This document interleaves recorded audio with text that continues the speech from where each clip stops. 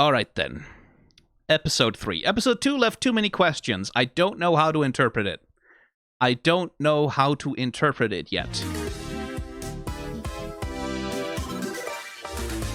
Okay, so that one stays the same. It'd be funny if they'd done one with every single character.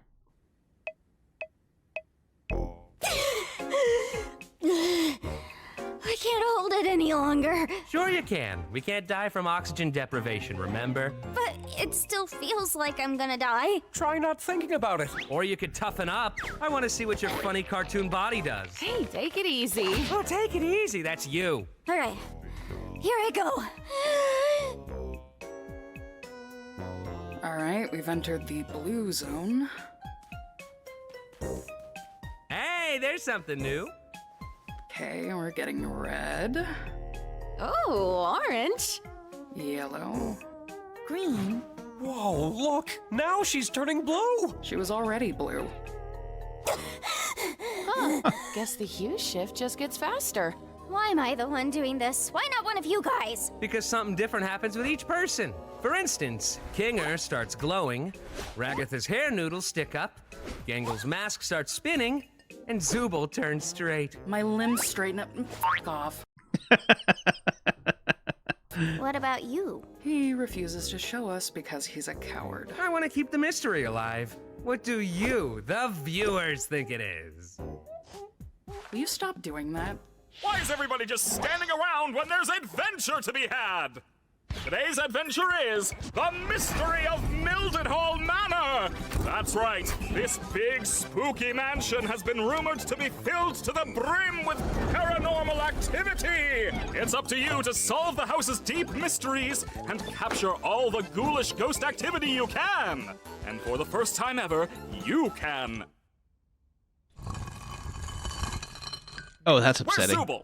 I made this adventure really cool and mature, just for them.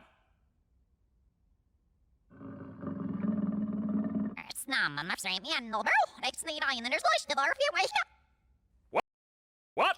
The NPCs aren't. Okay, then.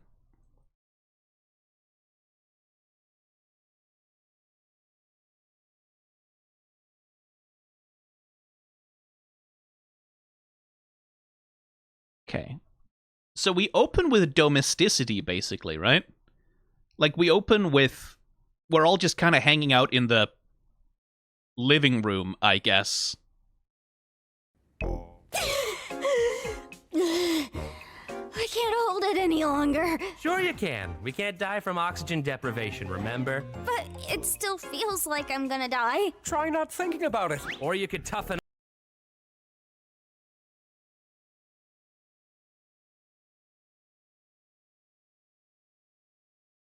Does the lighting feel a little bit different in this one?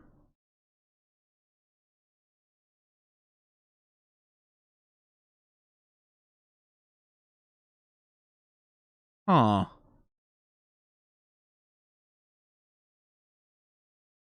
It doesn't, right? It's more or less the same?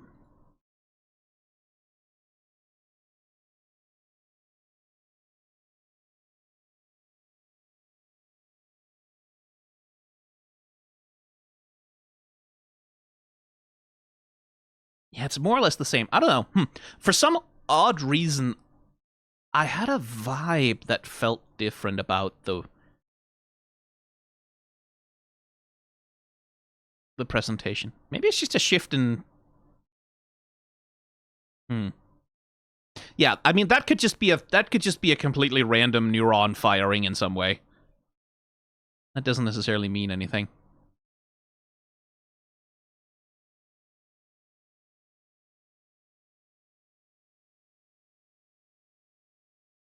I still love the way that, like, Pomni's shoulders, right? Like, the way they relate to her body as these orbs that just kind of float independently on top of the volume of the torso. And, like, rotate.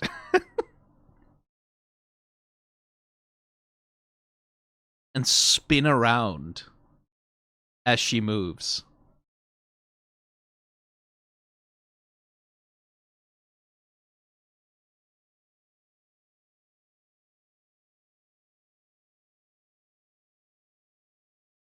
That's interesting. Apparently people in chat are having... Yeah, it's a Discord problem. I can't really do anything about it. I'm sorry.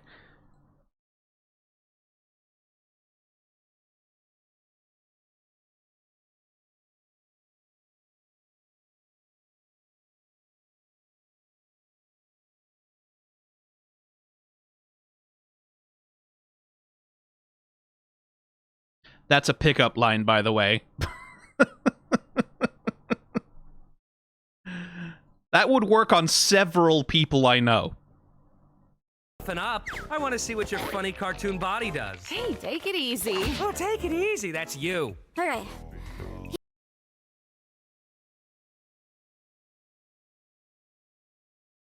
I like that we get to see Gangle being creative here in the background. Also, banging new body, Zooble.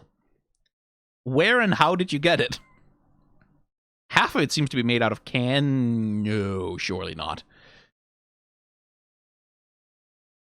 Here I go. Alright, we've entered the blue zone. Hey, there's something new. Okay, we're getting red, Oh, orange. yellow.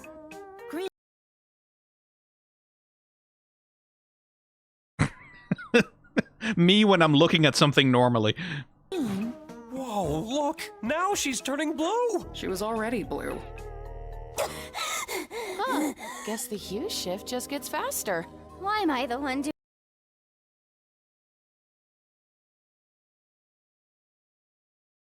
Shift just gets faster. Why am I the one doing this? Why not one of you guys? Because something different happens with each person. For instance, Kinger starts glowing. Again, I have a question of like, Kinger can everyone else also see his thought starts bubble? glowing. Ragatha's hair noodles stick up. Gangle's mask starts spinning.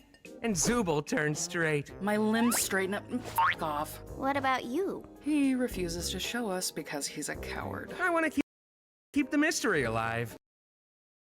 Is that why? That's not why. That's definitely 110 billion% not why. What do you, the viewers, think it is? And then there was the fourth wall break, right?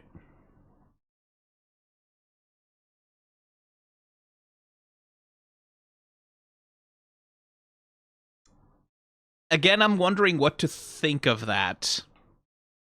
Because the show feels too deliberate about this kind of thing for this not to be meaningful, right? Which again is that thing of reality. Like, what does it mean for something to be real, right? Like, what does it mean to feel like the world you live in is real?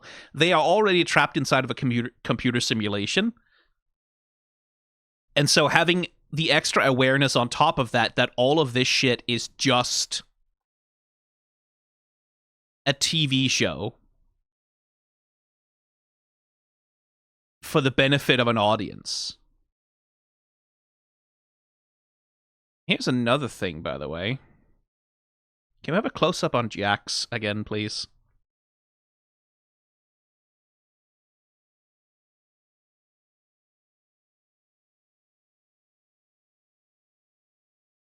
Yeah, shiny eyes.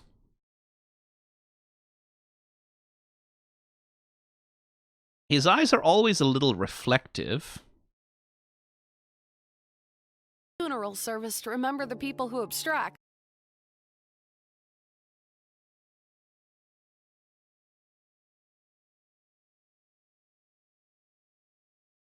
I feel like the reflectiveness of his eyes change over time. Sometimes they seem quite dull. Why am I the one? But then here I can't help but zoom in and see like, okay, is there a camera where he's pointing? But I can't tell from the resolution of the thing that's being projected onto his eyes. It would be very funny if there was a camera that he's like pointing at. Will you stop doing that? Why is everybody just standing around?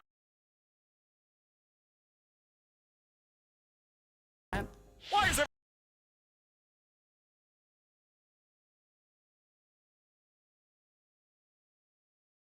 around when there's adventure to be had. Kane is consistently just some of the most fun animation in the show so far. Just because he gets to be so anarchic.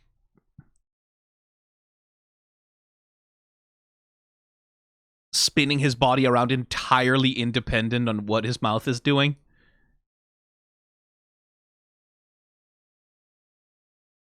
Like, because everyone in the show, they get to fuck around with weird shapes and motions, but Kane especially behaves like a magician's balloon, right? Like a long balloon, form it into shapes and animals. Balloon animal. Today's adventure is the mystery of Mildenhal Manor. That's right. This big spooky mansion has been rumored to be filled to the brim with paranormal. Ooh, flash frame. Manor. That's right. Again, we're cycling through. It's like we start in the digital circus. Everything bright, everything perfectly lit. It's essentially a 4-camera sitcom, right?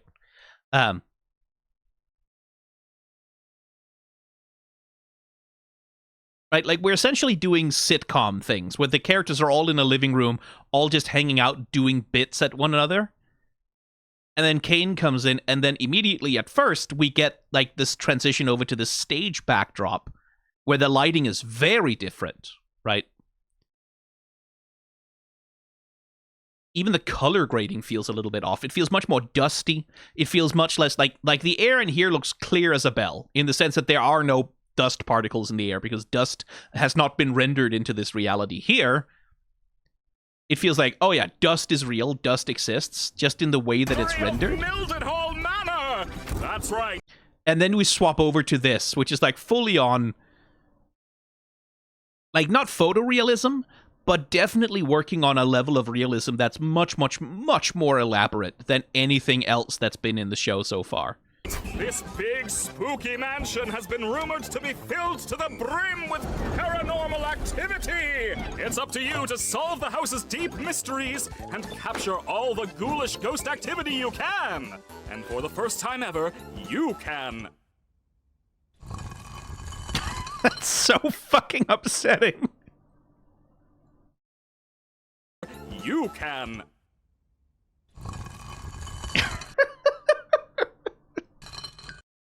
That's a horrible way to use clipping.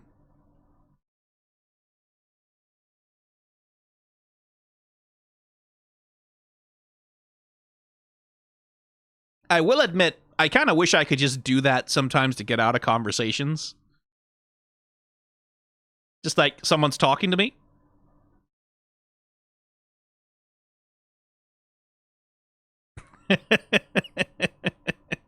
You can. And I mean, I don't want to repeat myself too much. It's part of the reason why I've gotten more quiet is I don't want to repeat myself too much. Because I've kind of already gone over just how fucking impressive the lip sync on Kane really is. The way that they're able to use... has been rumored to be filled to the brim with... Right? That at the same time as we're trying to maintain the illusion of lip sync on him, that like his mouth is moving relative to the thing that he's saying, that it's more or less matching the phonemes that he's trying to express, we're also using it to do that, right? It's also his eyebrows, right? It's also his lower eyelids at the same time. And he's like hooking his fingers over it as a thing like to hold on to, almost as though he's sort of retracting his head into his neck. Be filled to the brim with paranormal activity. It's just, it's really, really, really fucking impressive that they're able to pull that off in a way that makes any sense at all. That you can still, not always, but you can still a lot of the time kind of lip read him and figure out what the fuck he's saying. I cannot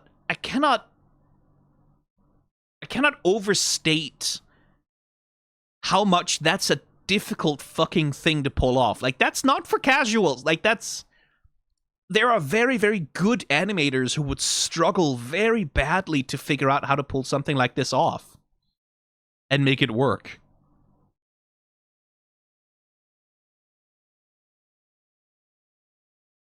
Right? Like here, where they're fucking doing the DreamWorks eyebrow raise and still somehow managing to form words and syllables at the front of it. And for the first time ever, you Like when he says ever, you can see that forward push in the bottom lip. And for the first time ever,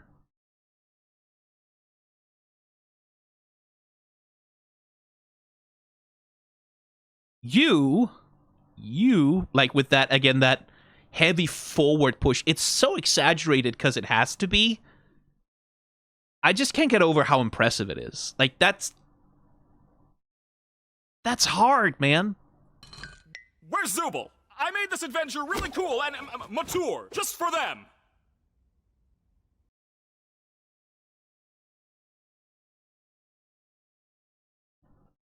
Again, it fascinates me that Zooble somehow has the ability to simply opt out of all of this.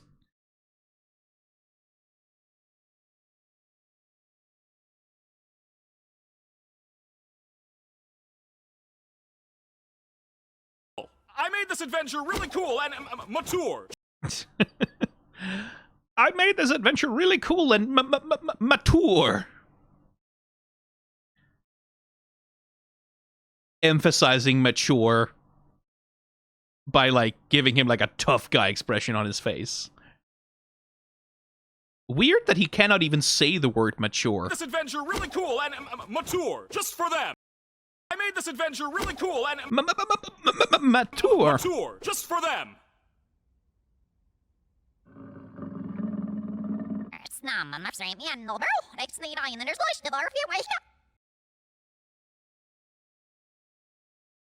I can't wait for all the children in the audience to get horrible nightmares from the monster.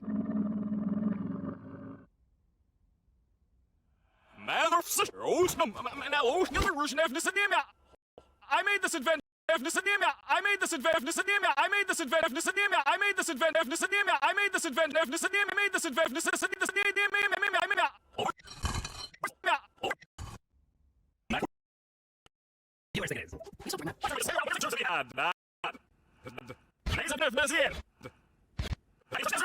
Standing around, but there's adventure to be had. Mildenhal Manor.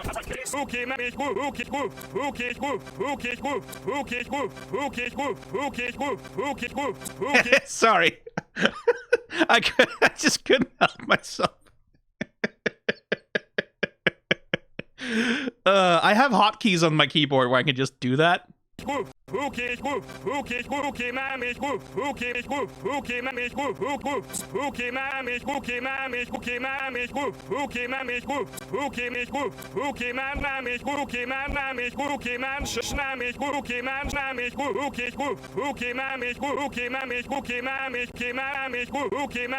been Oh my god, that was too much fun. Hang on, sorry. adventure really cool and mature, just for them. Mature, just for them.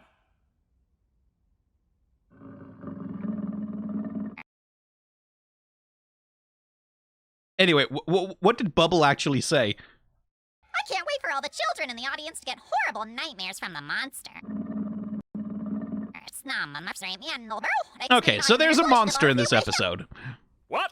The NPCs aren't gonna become self-aware in this one, right? How should I know? I'm not the boss. Oh wait, yes I am. Anyway, everybody into the fractal noise. It's adventuring time. What? The NPCs aren't... Pomni's character animation is also still interesting, right? The NPCs aren't... like, as we talked about, like, Pomni's body language so much of the time is defensive, right? It's like so much of shoulders up, hands in front of chest. the NPCs aren't gonna become self-aware in this one, right? So I like that gesture from her, because like that's her attempting to do a bigger gesture a little bit. So when she does that, like the NPCs aren't, she emphasizes that with that little poke of the little finger. Like the NPCs aren't, right? Like aren't, this time is not happening. That little screw of the body to emphasize self-aware in this one, right? And like as she says In this one, right? As she says right, the tremble in her hands. Right? How should I know? I'm not the boss. Oh wait, yes I am. Anyway.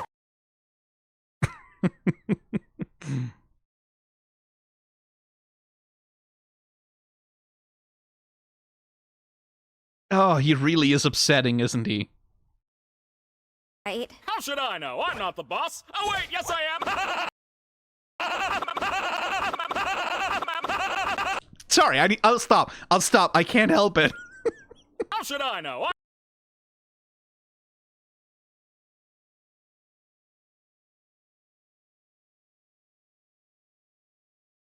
They really play around with the rattling here, right?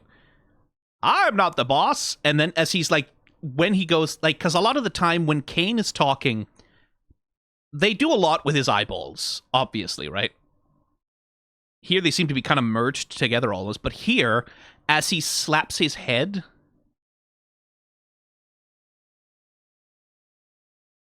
there's like a real lovely little rattling vibe to the way that Boss? Oh wait, yes I am. the way they move in his head, Oh, wait. leading up to that insane laugh. Yes I am. Anyway, everybody into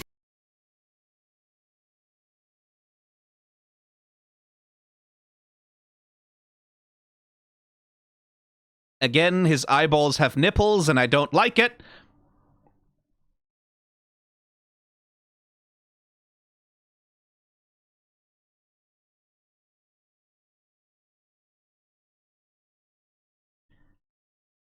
And just like the fucking animators are playing with such interesting deformation on Kane, because like they have to deform his teeth a lot in order for him to do the talking.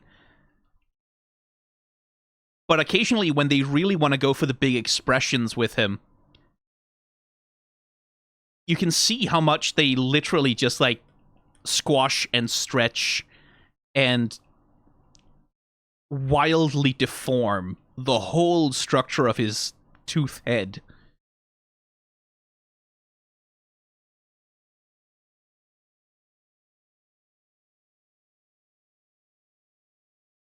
To get that expressiveness out of him. boss. Oh wait, yes I am. Anyway, everybody into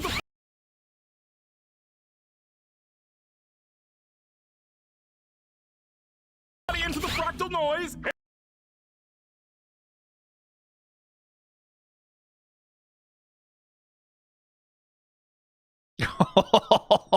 Oh, there's a fucking smear frame and a half. That's a really nice one, too. So here, like, they smear out the hand, and then he starts the motion, and then he sort of drags his fingers behind, almost like they're trailing. Just to really emphasize, like, the smoothness and swiftness of that spin. And that's so effective. That's really good. Time.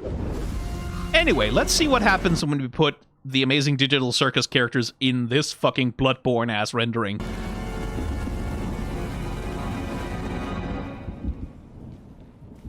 Oh, this place is spooky. I wonder how hard Kane's gonna go with the scare factor. I hope this adventure doesn't end up being another horrible nightmare. I'm not really a fan of horror, and I don't really handle jump scares that well.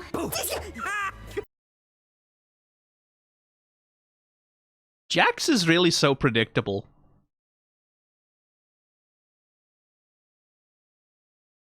It's like, I think the moment she said that, I don't think he had a choice. I don't think he even had the option. not to do it. Like, I don't think it was even possible for him not to do it. I think it's as natural as a reflex.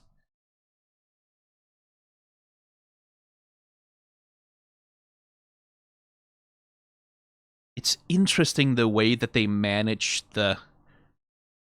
Because, like, the main thing that changes, like, we talked about this again, right? Like, it's changes in lighting. We change from flat-lit sitcom, well, not quite flat, but, like, this very sort of flat frame with relatively low contrast in the frame to Kane's presentation, which takes place in a weirdly different space. And then as we go here, all of a sudden, like, one of the major things that changes in the frame is just the level of contrast that exists in the space. It's just a thing of depth of field, right? Where the digital circus stage set with the couches felt very, very, very flat. All of a sudden now the space is deep, right? Now there's lots and lots of depth in the space. There's lots and lots of contrast going on. And of course, like, the lighting has changed substantially, but it's really just... Let me just put down a marker here.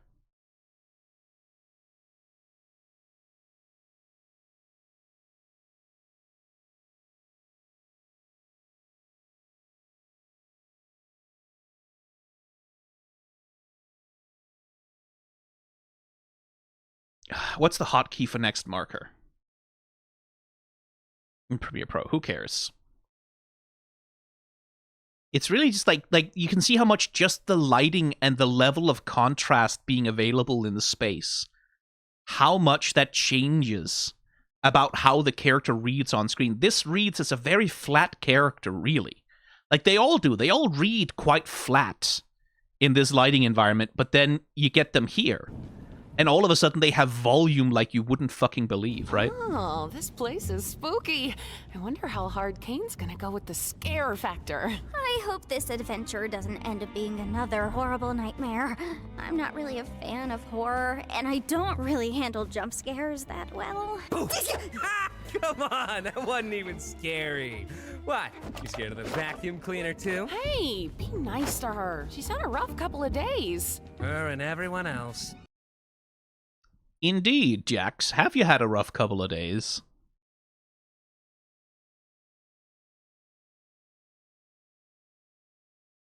Rayman ass motherfucker.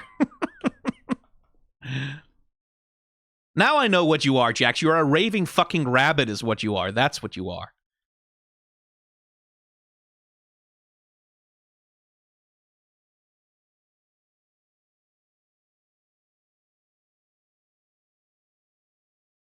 Come on, that wasn't even scary. What? You scared of the vacuum cleaner too? Hey, be nice to her. She's had a rough couple of days. It really is remarkable just how much, like, just with the lighting changes, just by changing the kind of rendering of the space. Okay, yeah, you can knock that over if you want, Artemis. That's okay. Just by changing the rendering of the space that they're in, how much more volume, how different their character models feel as objects than they do back in the circus. That's really well managed. Because, like, they stand out, right? Like, they don't really look like they belong here, but not in the sense of being copy-pasted into the environment. They just look like they came from a very different kind of place.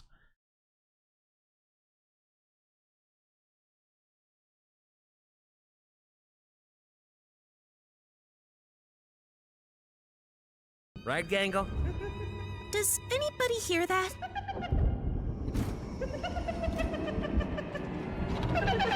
Oh, hello. Hi, I'm Ghostly, and I'll be your guide today. Why won't they go back in? I remember my first wild take. I don't know why they're not retracting, though. That didn't happen for me. Before you continue on your adventure, you have to choose which door you're gonna go through. The door on the left is the normal door. Rated WOW for all ages. The door on the right is the really scary door. Guess where Jax wants to go. Rated for mature Zoobles only. It's up to you to decide. Why, Jax! What? I thought we were supposed to capture all the ghosts. Which door should we choose? Not sure. Let's try this out. Don't worry, Gangle, I'll get it for you. Fucking hell, man. Oh, that's the scary door.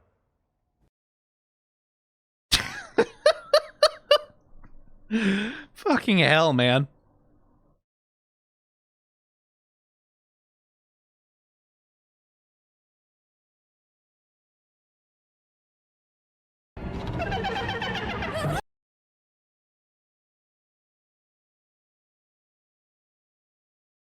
That's a very good Tom and Jerry take.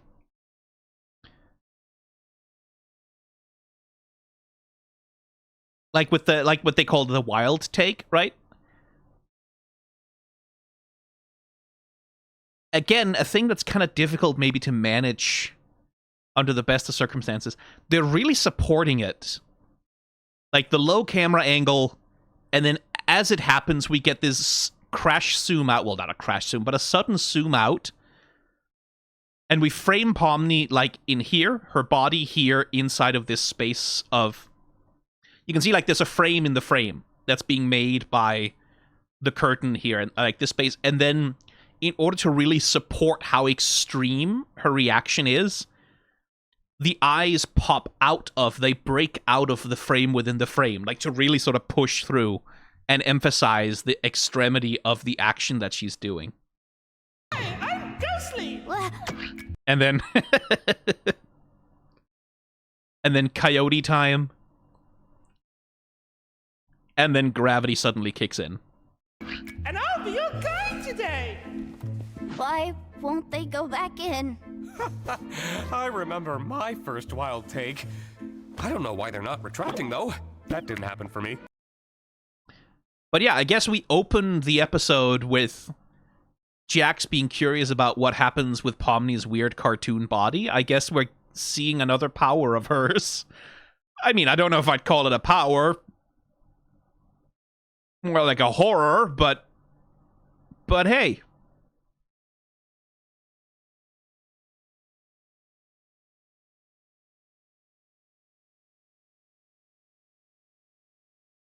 For mature Zoobles only. It's up to you to decide. Why the Jax?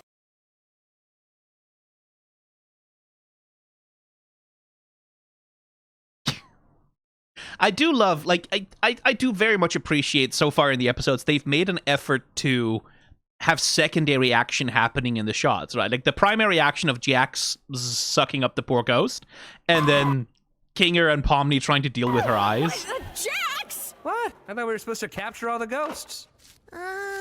Which door should we choose? Not sure. Let's try this out. And again, we're doing the bit.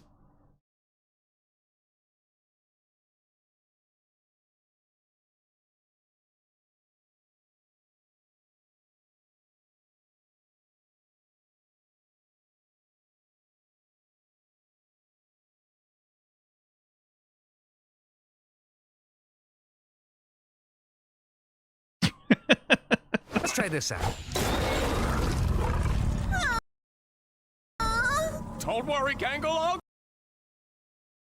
Which door should we choose? Not sure. Let's try this out.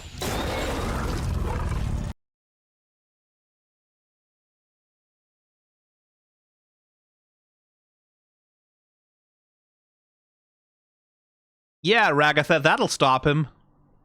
If you shake your head real bad and look very disapproving at him, that'll help. That'll do something about it. Don't worry, Gangle, I'll get it for you.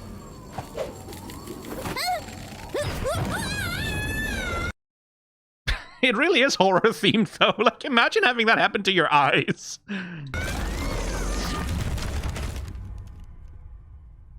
Oh, that's the scary door.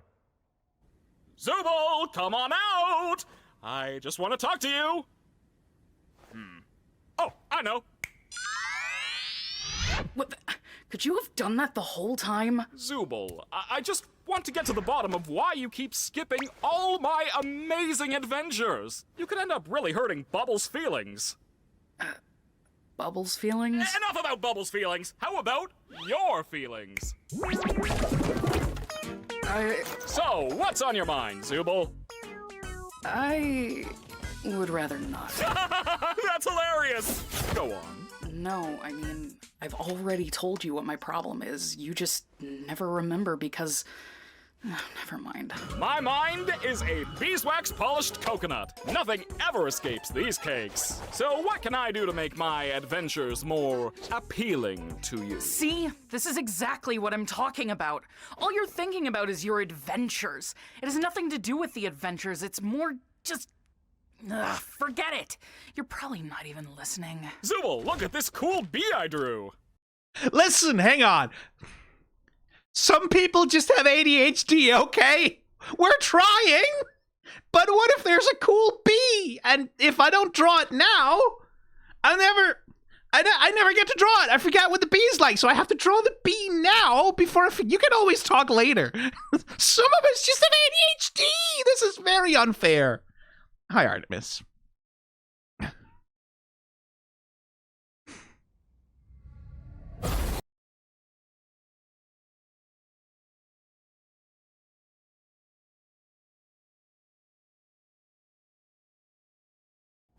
Zooble, come. Oh, that's distressing. That's upsetting. Zooble. Please don't do that, Kane. Please never do that. Oh no. Oh, that's distressing.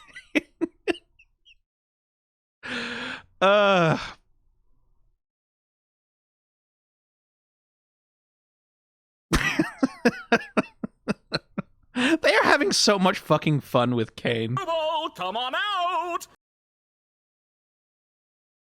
He really is, I want to emphasize, he really is very well animated. Like, Zooble, come on out! Artemis, no. Okay, Jesus Christ. She almost pressed my stop recording hotkey. Baby girl, I love you, but could you please just sleep there? Could you please just sleep there? You can be on my desk so long as you don't turn off my recording software. Baby doll.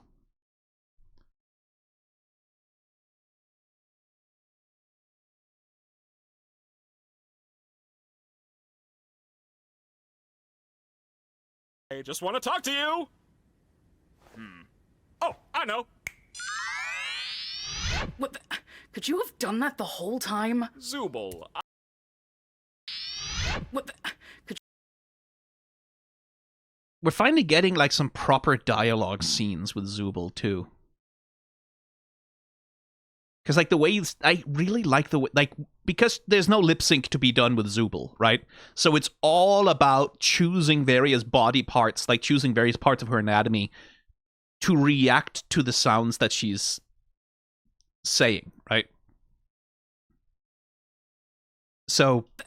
Could you have done that? So when she says, done that, you can see that it's not just, there's wiggle in her eyes, there's wiggle in her head, in the little tentacles on the top of her head. Their head, rather, sorry. But it's also the, like, whatever that ring is that's attached to their chest. Could you have done that the whole time? Zooble. Like, there's interesting ways that they're activating the various bits of Zooble's body to emphasize what they're saying, right? I just want to get to the bottom of why you keep skipping. Oh, they don't want to be touched on the shoulder, my dude. Whole time? Zooble. I just want to get to the bottom of why you keep skipping all my amazing adventures. You could end up really hurting Bubbles' feelings. Bubbles' feelings? Enough about Bubbles' feelings. How about... Again, I'm curious, like, Kane is so like, Kane is Kane, he is what he is, but he's so apologetic towards Zooble. It's an odd power dynamic between them. I just want to get to the bottom of why you keep skipping all my amazing... Oh, for fuck's sake. The way they use Kane's tongue, what a sentence. Skipping when he says all, because it's another Skipping all,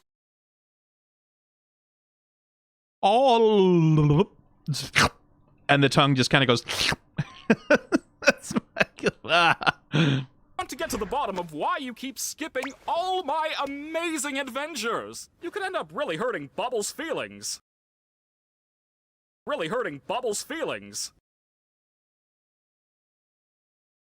Artemis, I love you, but you're a little bit in the way of my mouse right now. Yeah, I know. Oh, you're so sweepy. Oh, you're so sweepy. You're so sweepy and tired. Yes, I know.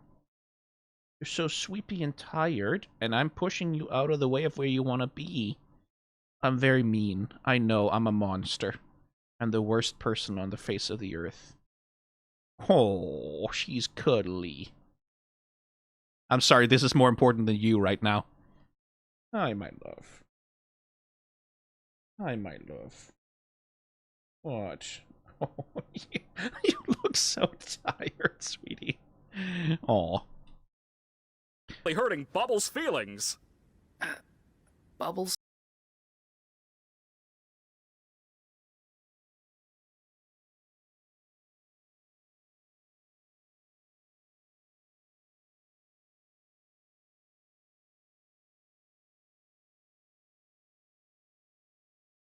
Yeah. It's interesting also, Zooble really doesn't want to be To the bottom touched. of why Certainly by Kane, anyway. you keep skipping all my amazing adventures. You could end up really hurting Bubbles' feelings. Right? And she does... They don't want to be...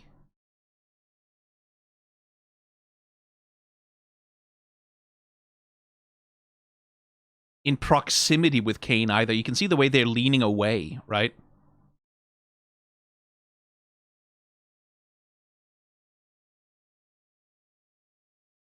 Like, whenever Kane pushes forward, they pull back.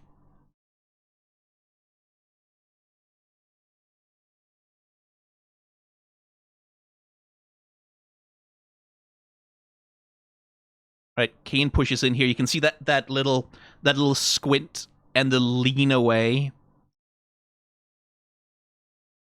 And like that constant attempt to create and maintain distance.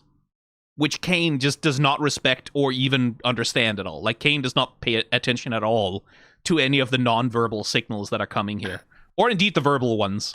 Bubbles' feelings? Enough about Bubbles' feelings. How about your Bubbles' feelings? Feelings.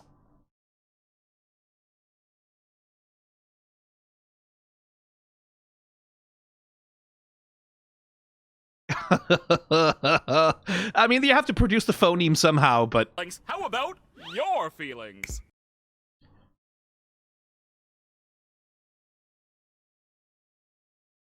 Your...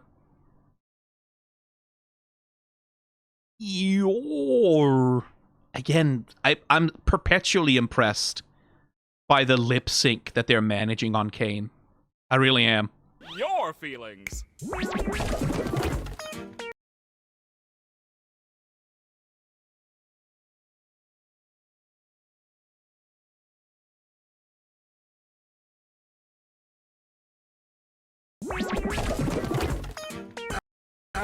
So, what's on your mind, Zoo?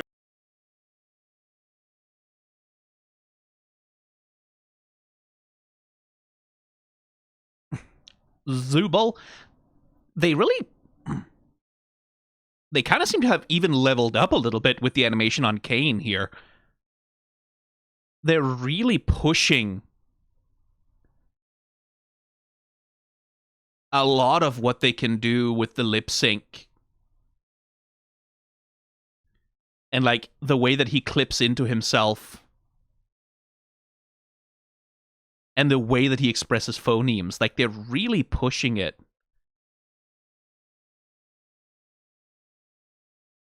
Like, it seems like here even, like, as he says Zooble and pushes his head towards them,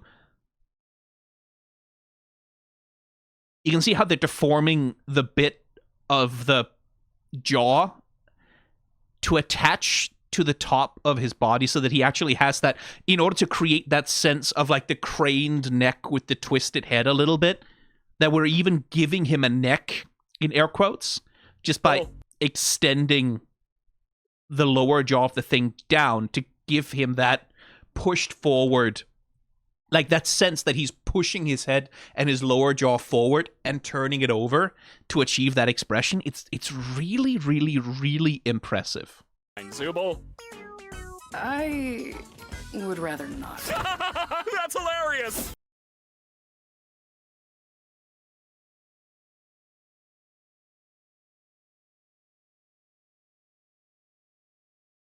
Again, that tongue is just upsetting. Like, there's just something upsetting about the fact that he has one. That's hilarious! Again, a little bit of that management, right? Like, Kane should, by rights, if he's facing Zooble, he should be looking at them, right? Like, and so we shouldn't be able to see the actual irises on his eyes. But here we're doing like a stylized, flattened thing where he's kind of just looking to the left rather than looking at them. And it's sort of, again, all for the benefit of the audience. Would rather not. That's hilarious! Go on. No, I mean, I've already told you what my problem is. You just never remember because... never mind. My mind is a beeswax polished coconut. Nothing ever escapes these cakes. So...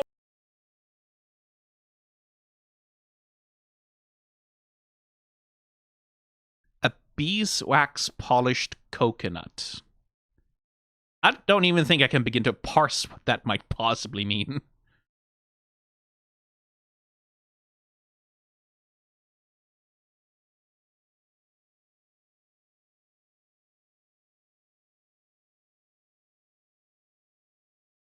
What can I do to make my adventures more appealing?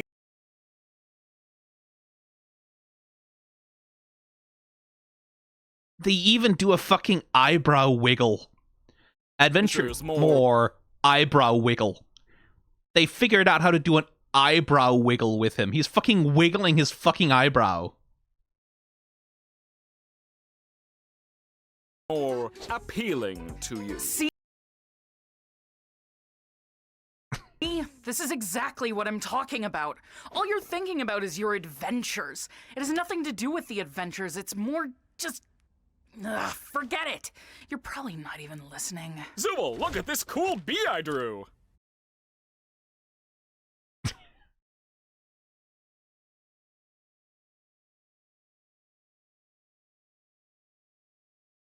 Again, with Zooble, when they talk, there's so much work going on emphasizing syllables by using their body as much as possible. Right? Like, you can see the way that they're using the shoulder. That's exactly what I'm talking about. All you're thinking about is your adventures. It has nothing to do with the adventures. It's more just... forget it. You're probably not even listening. Right? A lot of wiggling the head back and forth, like shaking the head, tilting the head, moving the head, using it to emphasize emotion. Because, like, when you... Kane, would you stop it with the tongue? Stop licking your own eyeballs. It's unsanitary. Forget it. You're probably not even listening. Zooble, look at this cool bee. It's really... Yeah, like I think one of the most impressive things about the show is the extent to which the animators have to find ways to emote with characters that just aren't really built to do it. Probably not even listening. Like characters who are in many ways built to resist emoting. Zooble, look at this cool bee I drew.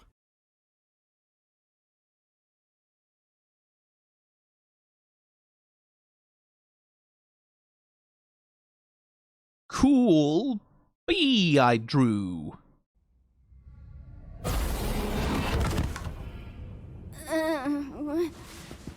Where are we? Oh! Hello!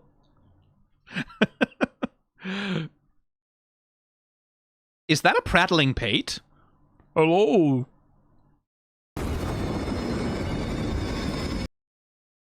Oh, I see. Okay. Jax, Ragatha, Pomni, Kinger.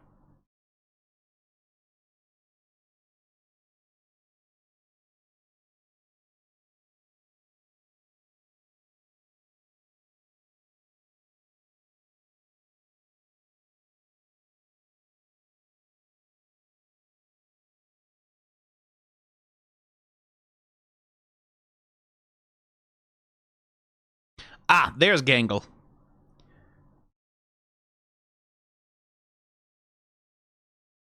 Which leaves... Where are we?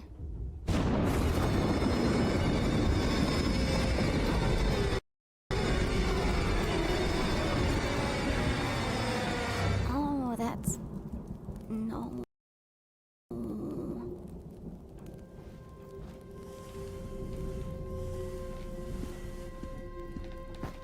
I wonder what this thing is.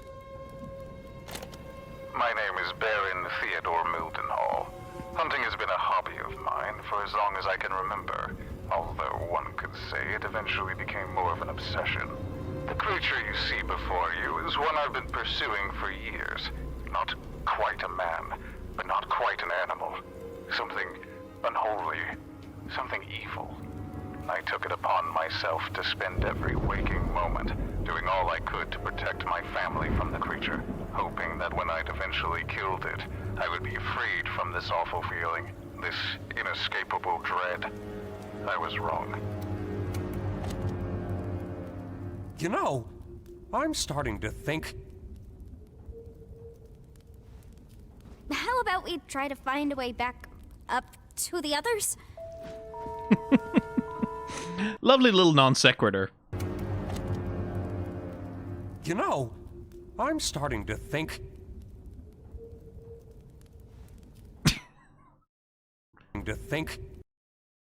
They do the same thing with Kinger as they do with Zooble, by the way. Like, because there's not much face to emote with, very exaggerated head motions, and they do like to pop the eyeballs like that a lot as well with him to try and make his emoting clear.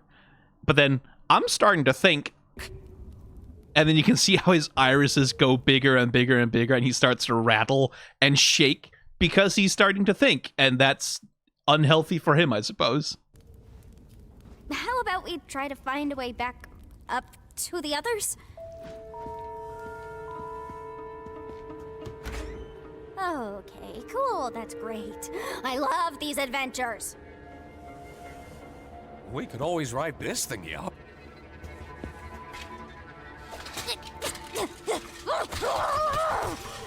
It's locked. It's locked, of course. It's locked. I love that it's locked.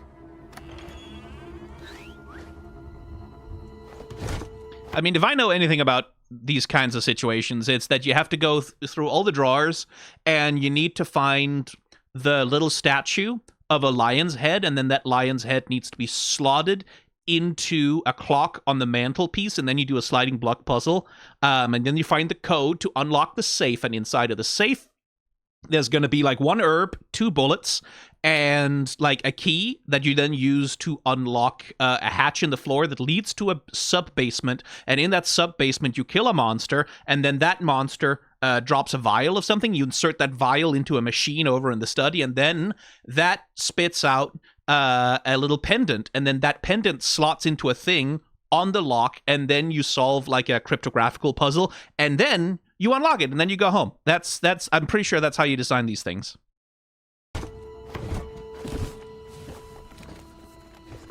Tuesday, December 4th. Although I had shot the creature multiple times in its vitals and severed its head to keep as a prize on my wall, my troubles were just beginning. I took my eyes off the body for what felt like only a minute. Huh.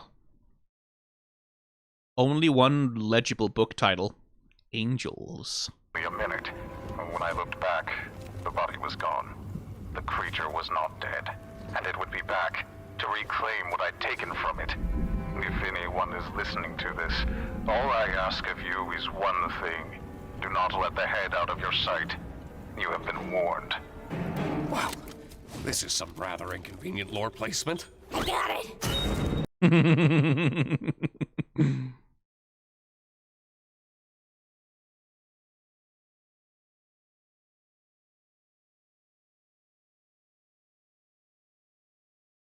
Beautiful. Just beautiful.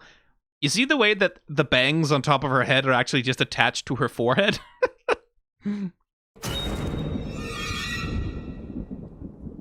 Wait, are we actually doing... rather inconvenient darkness?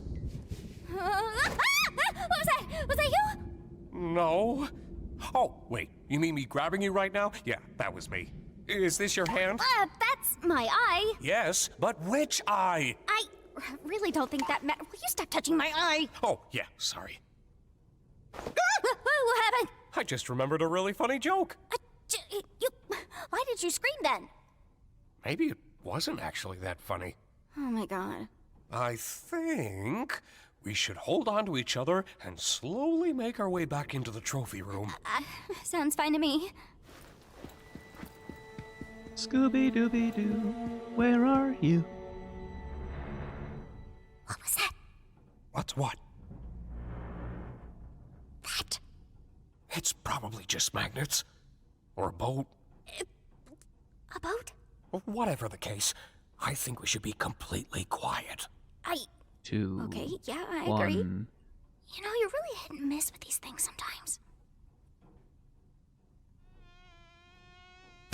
Wait, There's a fly in here.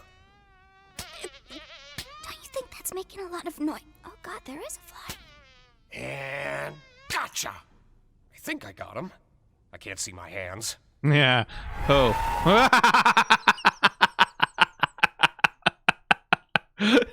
That's very funny. Fully doing a Scooby-Doo Eyes in the Dark sequence. Well, not just Scooby-Doo, like cartoon Eyes in the Dark sequence. Looks 2D animated to me.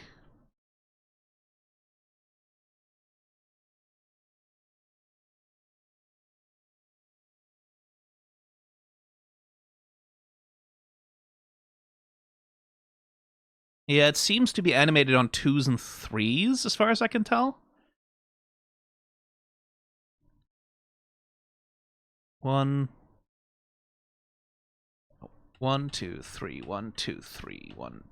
Yeah, 3s, 4s. 1, 2, 1, 2, 1, 2, 1, 2.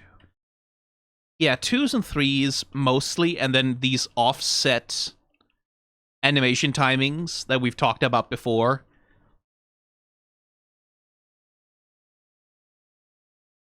So it looks like 2D animation to me anyway. Not that it would be impossible to achieve with 3D, I'm sure.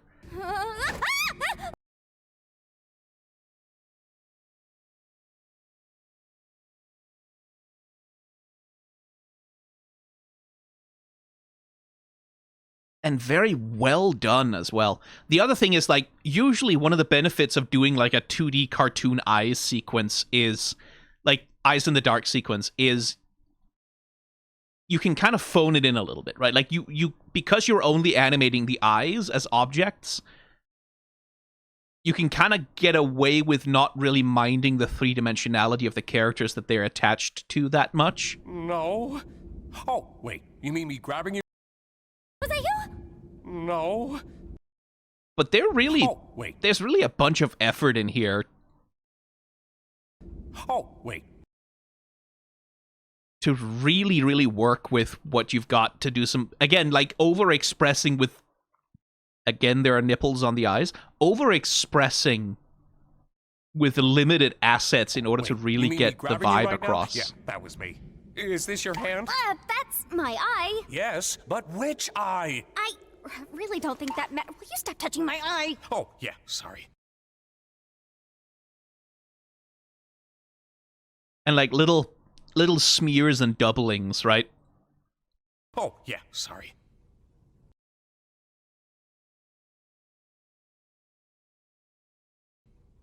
What happened? I just remembered a really funny joke. Why did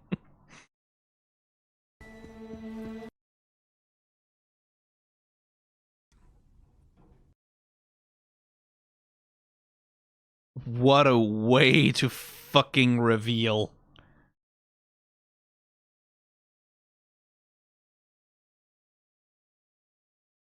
What a way to do it. Genuinely fucking hats off. That's some of the scariest shit, man. Oh, Bubble wasn't kidding. There's some 14-year-olds who are gonna go to bed with nightmares.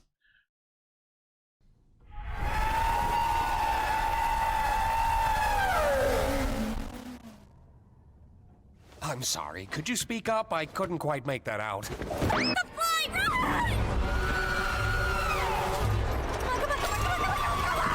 Tommy! I think this might be the creature from the tapes!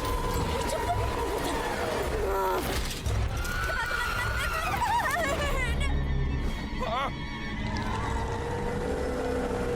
Oh. You look beautiful, honey. Got it. Huh? Oh, yeah. Prepare for takeoff, because this boat is going up! Down. Huh? That's not up. That's not up at all! Why are we going up? Up!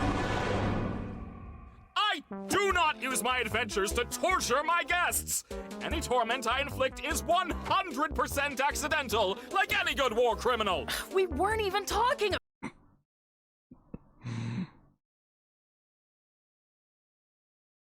What's he seeing in there, I wonder?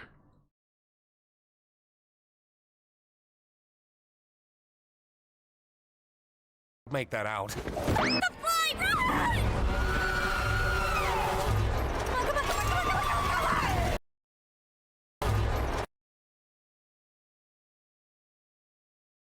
Another great bit of smearing here.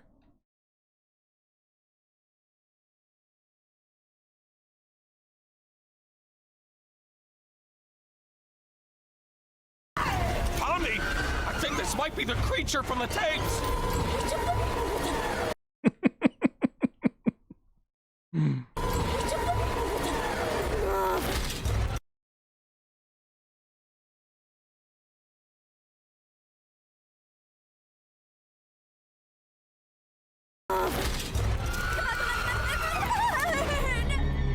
Huh?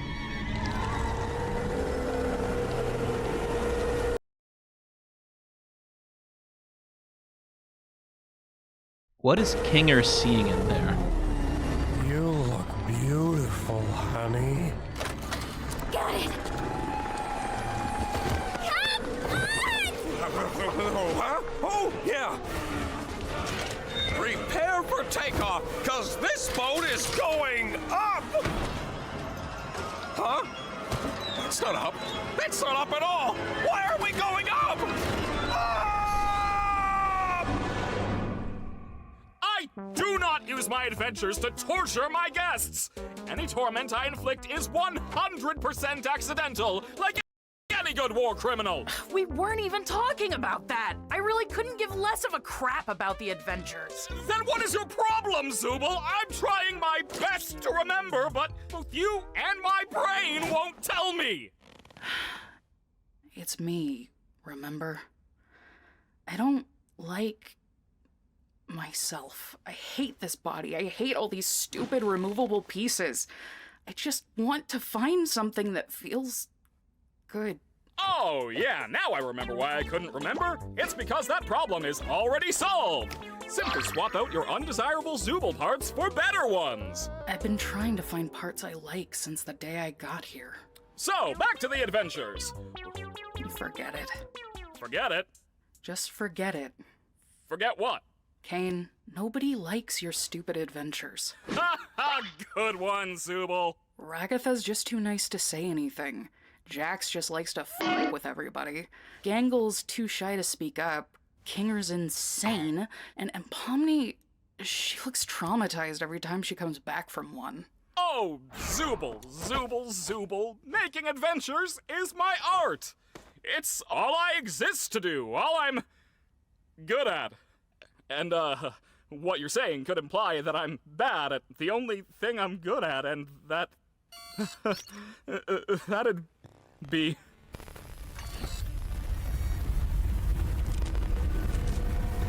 Whose therapy session is this again? Oh yeah! We need to get to the bottom of your behavioral issues. I'm gonna show you some ink blots, and you're gonna say the first word that comes to your mind.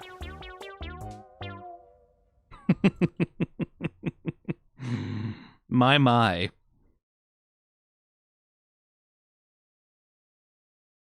Any good war criminal! We weren't even talking about that. I really couldn't give less of a crap about the adventures. Then what is your problem, Zooble? I'm trying my best to remember, but both you and my brain won't tell me. The pulling of the eyeballs is a very good gesture. Won't tell me. It's me, remember? I don't like myself. I hate this body. I hate all these stupid removable pieces. I just want to find something that feels good. Oh, yeah, now I remember why I couldn't remember. It's because that problem is already solved. Simply swap out your undesirable Zooble parts for better ones.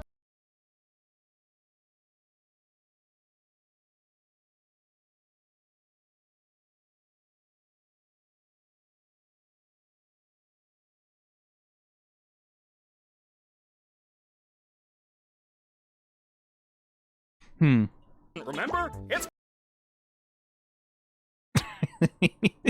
This too is good.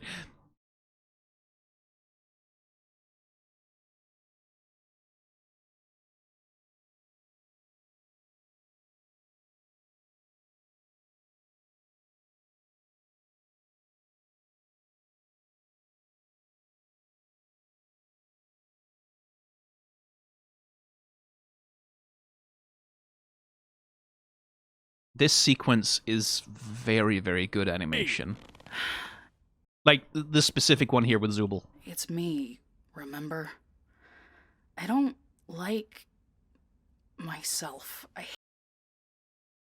hate this body. I hate this body. I hate all these stupid removable pieces. I just want to find something that feels good.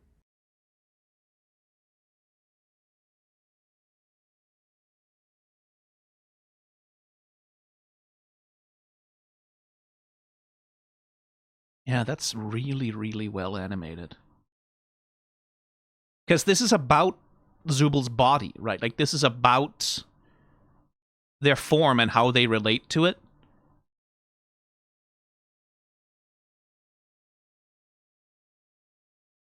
There's a lot of very good character animation happening here.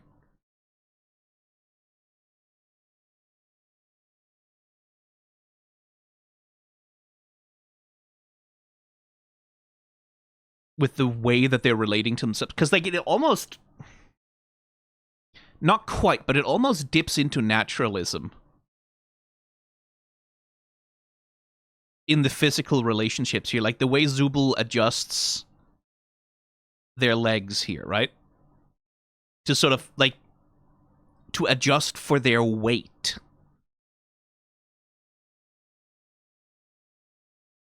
As they try and find a slightly more comfortable position. Like, this is dramatic acting, right? Where everything Kane does ever, right? Like, everything he ever does, that's comedic acting, right? Oh, hi, Artemis. Yes, I know.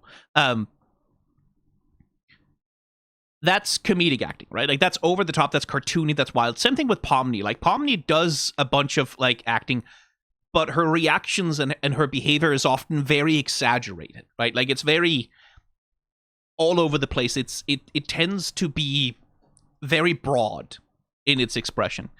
For this particular sequence, like, because it's Zooble, they still have to operate with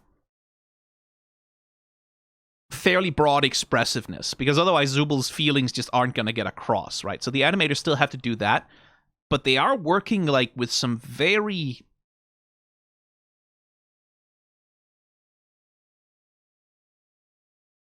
very naturalistic feeling. Not naturalistic in actuality, but naturalistic feeling character animation to sort of get across how Zooble is trying to express themselves and be vulnerable.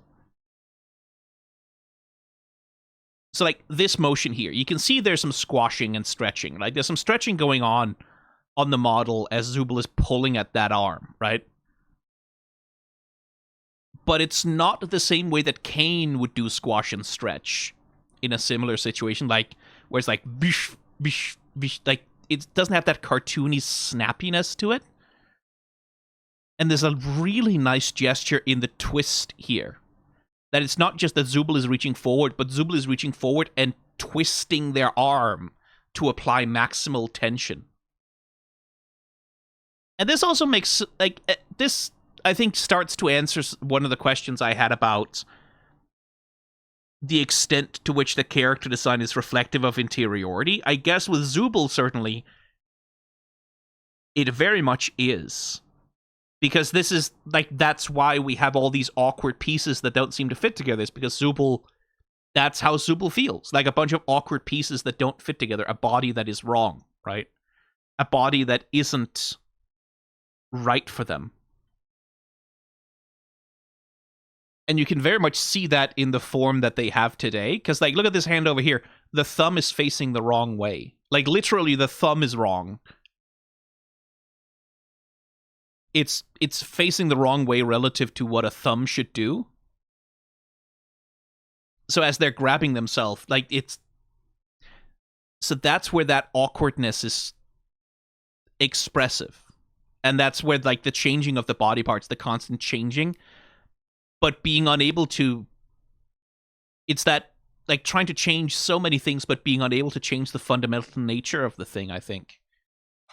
Oh, I remember why I couldn't remember. It's because that problem is already solved.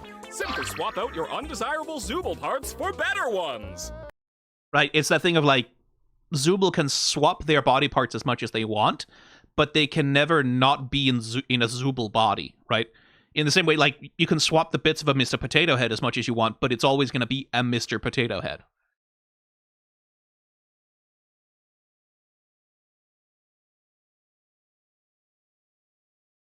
That thing of, like, you can swap the parts, but you can't change the nature of it. Like, as an allegory, essentially, like there's no fashion you can wear.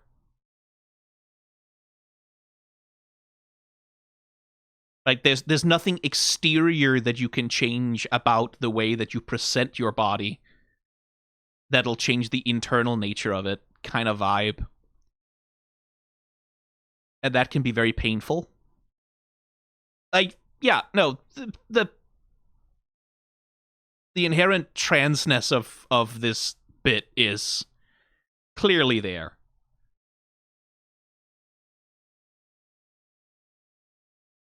And, like, Kane doesn't care about the problem because Kane has decided that he has already come up with a solution.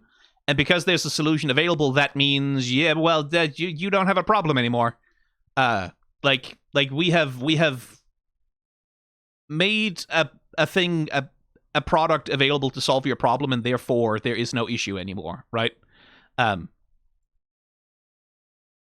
Which, like, I don't know enough about, like, the trans experience to speak on it, but I would not be surprised if a thing happens, like, when a trans person gets to go on hormones or gets the smallest amount of, like, gender affirmative care, and then everyone around them is like, well, you have your care now, so why are you still complaining? Why are you still dysphoric? Why are you still unhappy? Why are you still having a problem? We've given you the hormone thing, so now isn't that good enough? We have solved the problem, and now if you feel bad, it's your fault, right? I don't know if that's what they're going for here specifically, but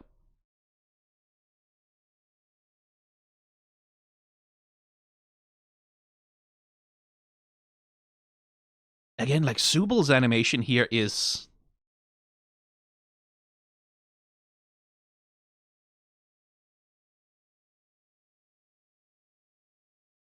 Like, this... Again, it's not subtle, because it can't be with Zooble, but there's a subtlety to its approach to Zooble's anatomy. And their acting. I fucking love this video game ass fucking Doom crate, like fucking hovering in a Doom level, like a health pack. Swap out your undesirable Zooble parts for better ones. I've been trying to find parts I like since.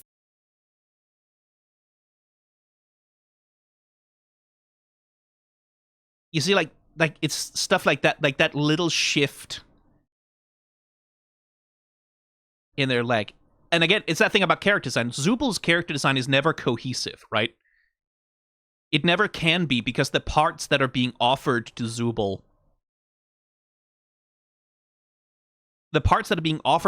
are never cohesive. They never add up to a whole, right? They are all just a random assortment of whatever from everywhere else, but never a cohesive, collected part of a full cohesive body. You can kind of see that from the bits. Like, there aren't 2 feet here that look roughly the same. There aren't 2 arms here. There aren't 2 anything here that look roughly the same. That look like they fit together. Like they add up to something specific. It's all bits and pieces of half a dozen other bodies, but not their body, right? Like nothing that's like a cohesive whole of them. Feels like what we're driving at here, anyway.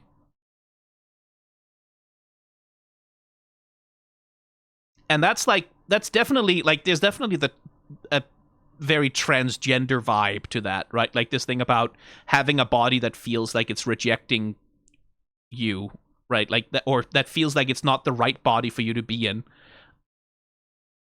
But there's also other things. Like there's many identity conflicts that work for this, or that touch on this same feeling, right? Again, we're talking about like alienation from your reality, alienation from being in the world, that can come out of all kinds of like dissonances and internal identity conflicts. But it's very hard to see this as anything other than like I feel like a trans reading kind of has to be the first one here. Whatever else you want to apply to it, it's hard not to see this as an expression of specifically of like gender or body dysphoria. Or dysmorphia, perhaps more specifically dysmorphia. It's that feeling of being the wrong shape for who you are. And it also sounds from Zooble like it's not just a matter of the right parts aren't available, it's also that Zooble doesn't know which parts are the right ones, right? Like it's not like if the right parts are there, I don't even know which ones they are, right? And the animation is giving like a lot of grace to them. Like that's the other thing, like when the animation style of the show is so much exaggerated comedy all the time,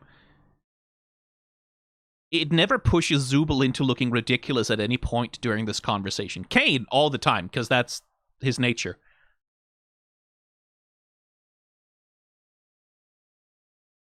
Parts I like since the day I got here. So, back to the adventures. Forget it. Forget it? Just forget it. Forget what? Is it literally just the case that Zooble tells Kane to forget it, and then he does? Forget it, okay.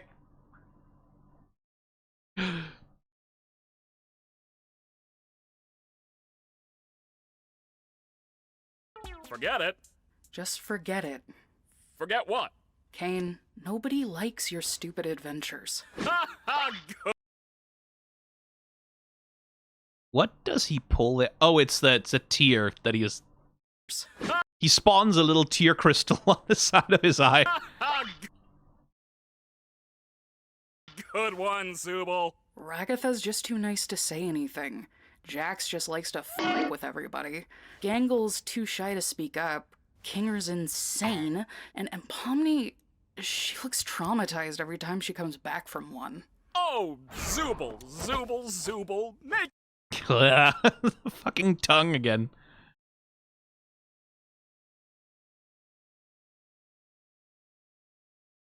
Just the way they roll the eyeballs over the tongue. Like the fucking cherry in that one JoJo gif. Zooble.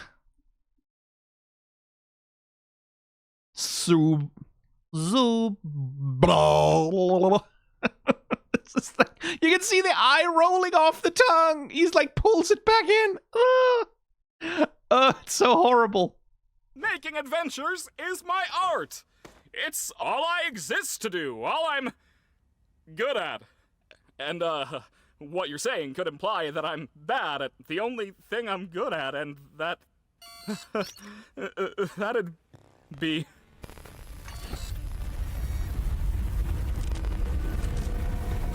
Whose therapy session is this again? Oh yeah! We need to get to the bottom of your behavioral issues. I'm gonna show you some ink blots, and you're gonna say the first word that comes to your mind. That would go pretty. That would look pretty good as a T-shirt design, though. This.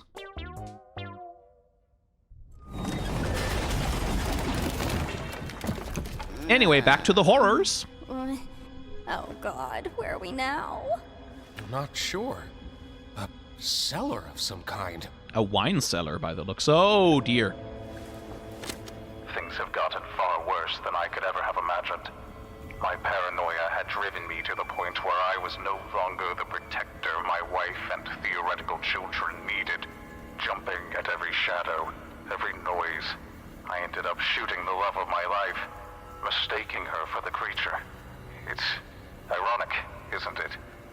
In my attempts to protect her, I ended up becoming the monster myself. Now I wait down in my cellar, no longer having anything to protect but my own soul. If nothing else, I will slay the beast that took everything from me. How's about we take his gun? Yeah, sounds good to me.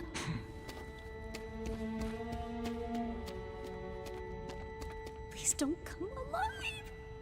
Okay, I won't.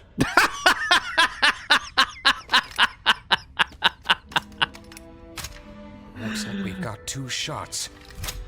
Let's make them count. Very good. Please don't come alive. Okay, I won't.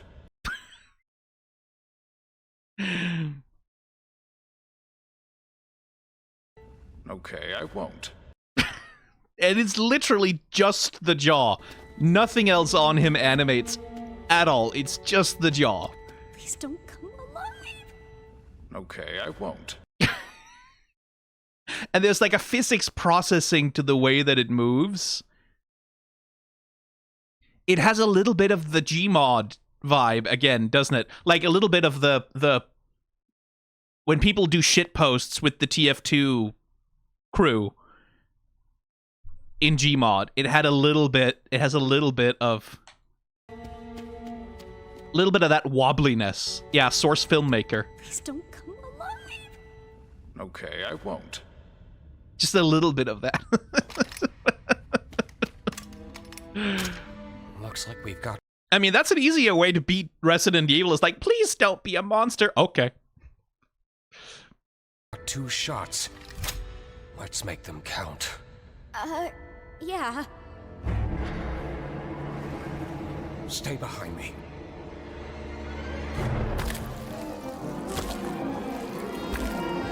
So is that the body without the head, I guess? Oh, hello.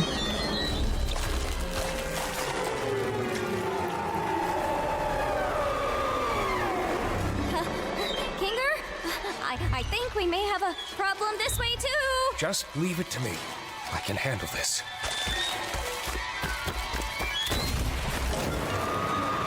Fucking no hesitation, man. Well, that wasn't so bad. Which is what I would be saying.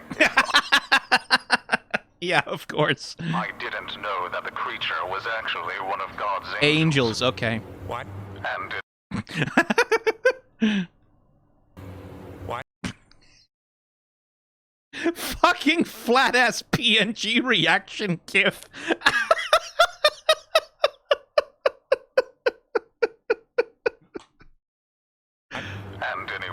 brings harm to it will be dragged down into the cold, spiraling pits of hell where my soul resides.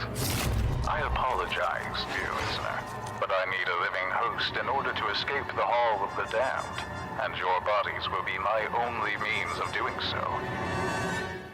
Now wait, how did he record this if he was in hell? I hope you're ready, because the next breath you take down there will be your last. Breath, Your you say? bodies will belong to me. Let go of me!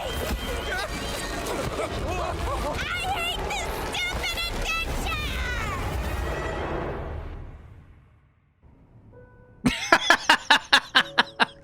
Oh, it just gets better. Good tea. Sorry again about your husband killing you and everything. Oh, you know how men are. Always having the silliest priorities. Don't I know it? Ah, good, If your yes. friends see him, I only hope he doesn't bore them to death with his endless monologues.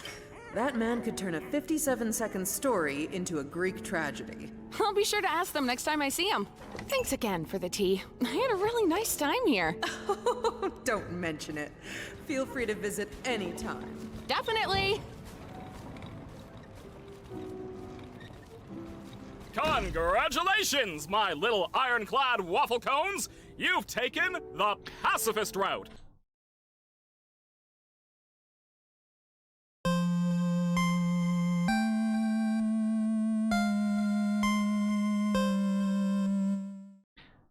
I'm sorry, you can't just say that. And you should be proud of what good people you are!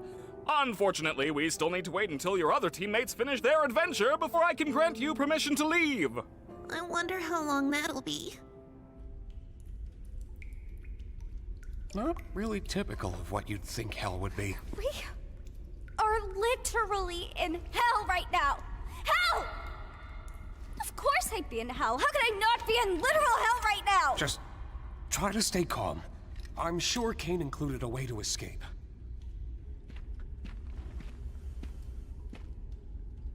We're getting a lot of Hold on. Kinger here.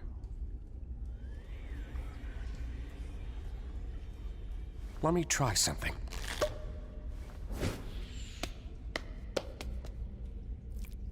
Hey, there's actually a staircase down there. It could be a way out. Maybe it'll work for us since we still have our bodies? Though I'm worried about what that tape said earlier. I'm just gonna try going fast. Wait, Pomni!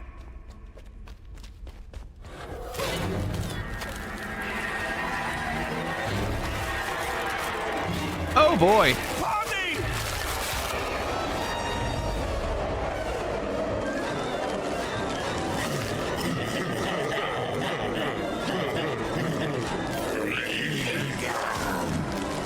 Pomni!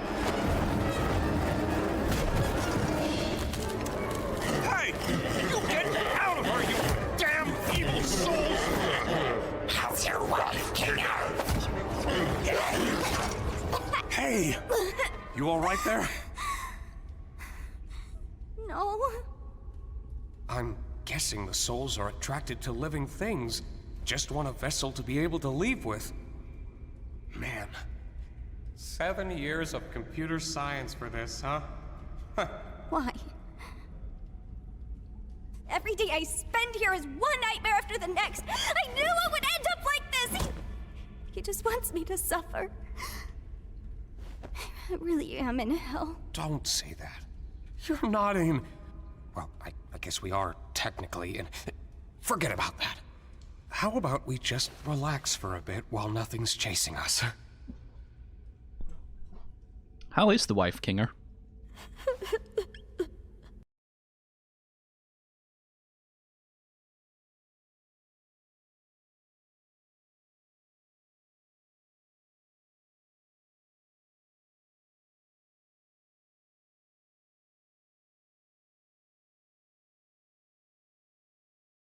Curious about him. I'm really curious about him.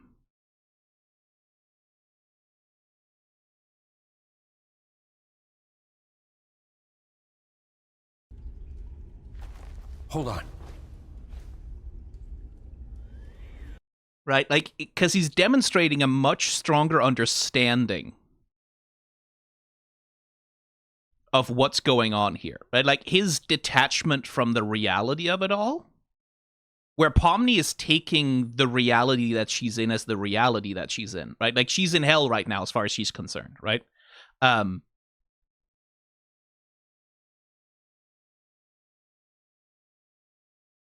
He seems to be much more like, okay, like, he would have included a way out of this, right? He understands, like, okay, that seems like the kind of trap that you'd put in a video game level. It's interesting. Let me try something. Right? And he understands, like, the things that he can do with his cartoon body. Hey, there's actually a staircase down there. It could be a way out.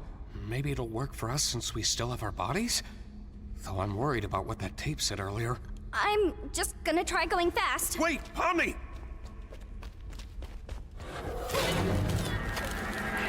And then we get a little body horror sequence and a half.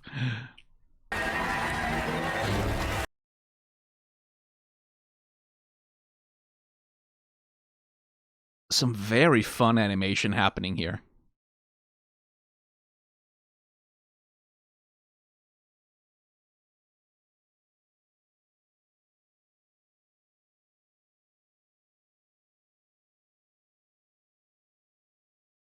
Yeah, I don't have a lot to say about this outside of this is just interesting use. Because, like, Pomni already has, like, the thing is, like, Pomni doesn't have an anatomy that makes human sense already, right? Like, she already has a Could you maybe not get up and step on my keyboard right now, Artemis, please? Okay, she's going off to do something else. Pomni already has a cartoon body that doesn't make sense, right? And I think that's also part of what keeps this from being, like, fully actually horrifying is that this is not a human body that's being distorted this way. It's a cartoon body that can kind of already do that, even if Pomni perhaps isn't so enthusiastic about having it happen to her.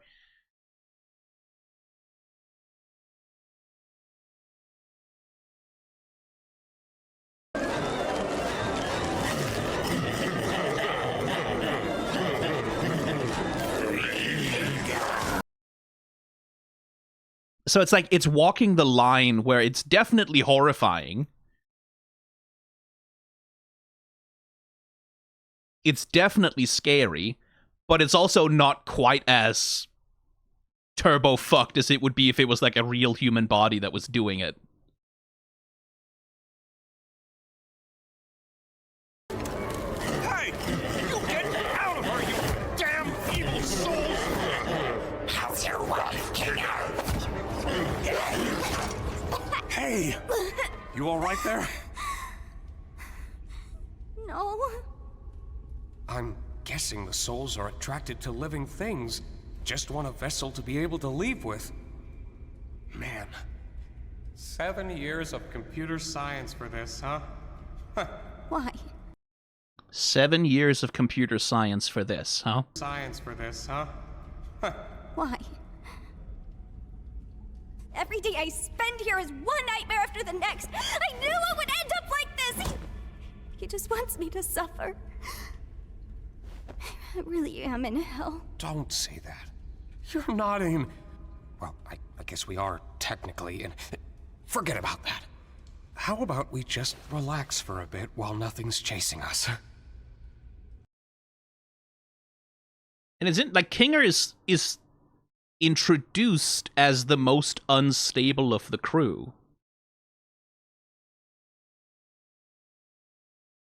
Right? He's introduced as the one who's, like, most detached, most away, like, also silliest, like, most cartoonishly, sort of like, haha, he says funny random stuff. And now it seems like when Pomni is unraveling and there's no one else around, he's the one who kind of pulls it together.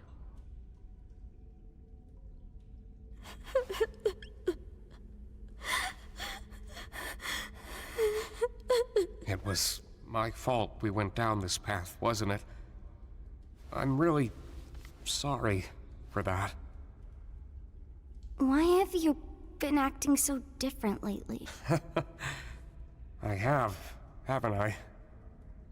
I'm normally not too good with memories, but being surrounded by darkness always brings me back to a certain time. Right after my wife had abstracted. I don't recall the exact string of events, but we both ended up in the fort together. And it was dark. The darkness seemed to calm her down a bit. The harsh, jagged edges smoothed out, and she didn't seem aggravated anymore. She wasn't the same as before, but she was calm enough to touch one last time before she got sent to the cellar. I'm always taken back to that moment when engulfed in darkness. You had a wife? Like, here in the circus? Yeah. She was funny, creative, really into entomology. I used to hate bugs, but she somehow got me to like them. It's not the most cheerful memory, but it's one I at least have control over. I know how I can feel in this circus. Sometimes it all just feels pointless. Yeah. But it's not. Not if you have people who care about you. Good memories can do a lot. Hold on to them. And cherish the people around you. You never know when they'll be gone. In this world, the worst thing you can do is make someone think they're not wanted or loved. I'm glad you're here with me.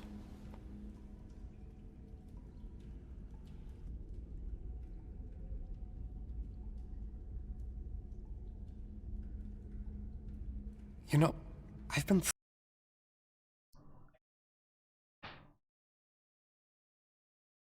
That is a... what is that?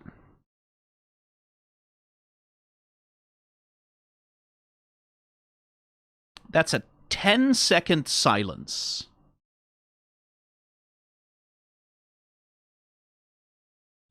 Ten-second silence. Total silence. Where nothing happens. You know, that's brave.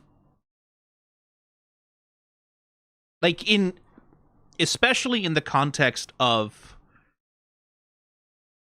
this kind of web animation, that's brave.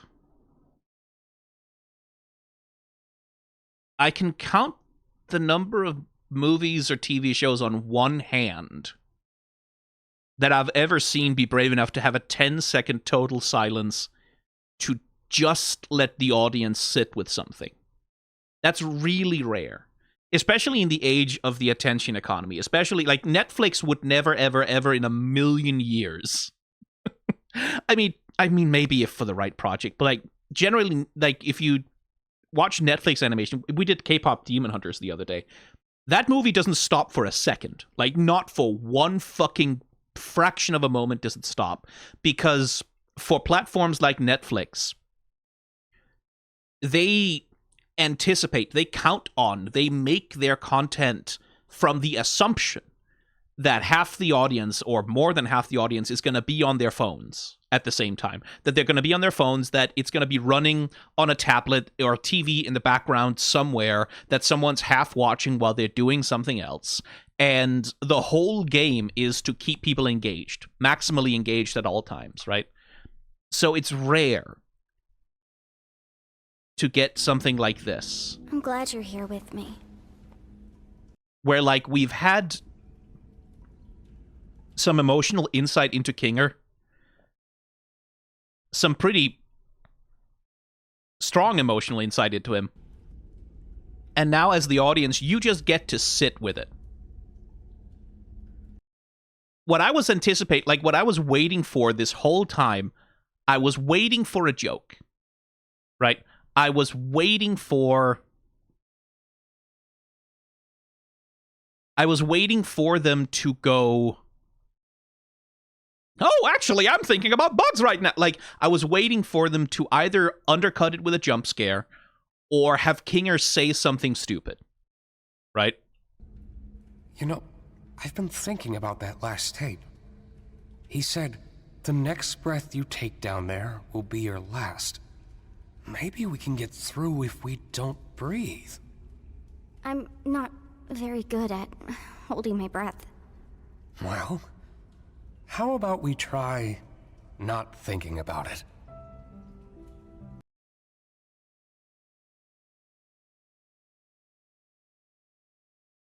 Oh, it's people in chat are pointing out this is on Netflix. It got put on Netflix. They bought it, right? Like, they bought the broadcasting rights. But that's not the same as it being made for Netflix.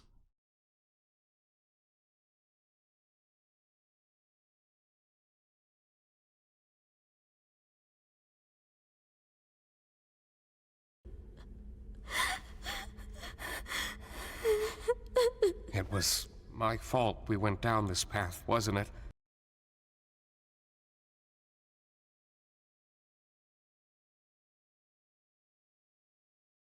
So this bit as a piece of animation is interesting as well. Because much like with Zooble, right? Like this sequence here, Kinger needs to have like an emotional interiority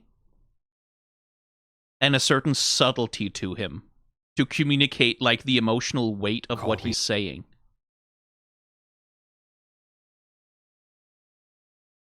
I guess this explains when he was looking into the mouth of the monster. I guess it reminded him of her.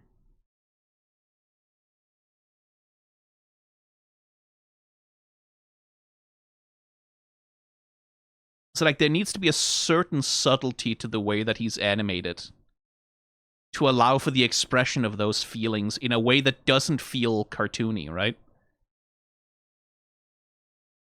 And so, like, you can see, again, much like with Zooble, there's a lot of, like, secondary action to his moments. Like, he has almost like a breathing animation to him, right? Like the way that he wobbles a little bit. The way that his body is kept active and alive. In a way that, like, when you if you pay attention to the way that the characters are in a lot of the actually fucking. If we go back to the very first marker I put down, actually. Here. Feels like I'm gonna die. Try not thinking about it. Or you could toughen up. Right, look how still Kinger is in these little shots here. Right, he has an idle animation, but just barely. But look how still all the characters are. Look how much they are holding a pose and not moving, that's sort of the style of 2D animation, right? Like, they barely have some idle animations here and there, but they're very stiff, right? And they're very snappy. The way that 2D animation often is.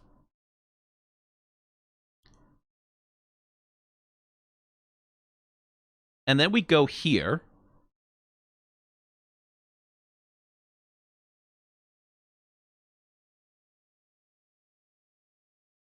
And there's no snappiness, right? There's none of that stiffness. Everything has these very soft arcs.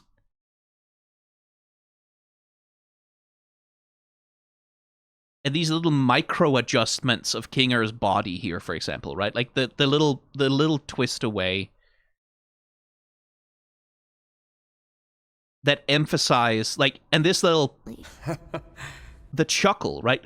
The way that he kind of looks away, raises his chin insofar as he has one.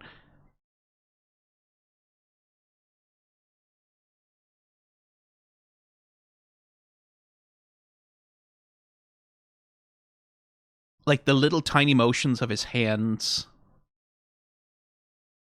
It's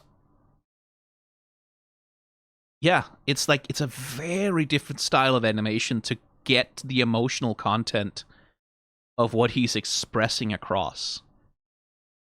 By the way, another thing that perhaps shouldn't go unsaid, but this little hell sequence here, very effective use of the lighting.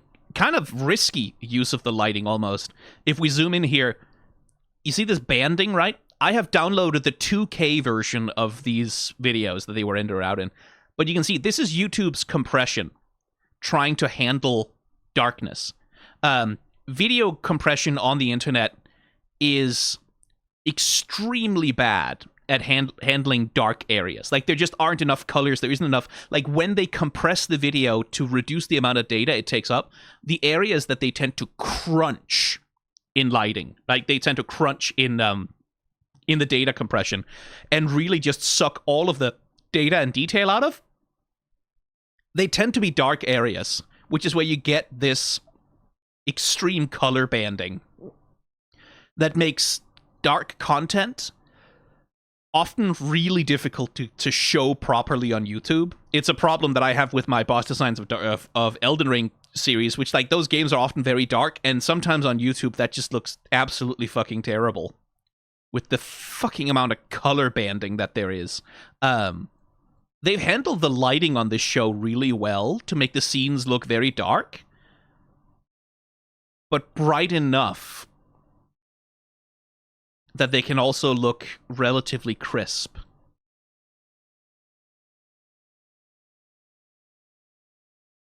Even when you take them down to half resolution. That's pretty well done. And also, like, it's that thing about, like, remember Game of Thrones when there was that battle scene that took place at night and, like, the scene was so fucking dark no one could see anything because they weren't lighting the scenes the way that you're supposed to light a night scene? Because that's more realistic, or they assumed everyone had OLED televisions or fucking whatever. This lighting is handled really well to still create, like, you can see this, we still get, like, those shiny sort of almost wet highlights and edge lighting on the side of Kinger's body, right? Like, that outlines his volume and his form and gives him some shape. But it's not lit in a way that it looks like, oh, this is regular footage that was lit normally and then we color graded it to be blue so that it looks like the night. It's not TV movie grade, like, nighttime color grading. I'm normally not too good with memories, but being surrounded by darkness always brings me back to a certain time. Also, just the fact, like, being surrounded by darkness lets him remember his wife.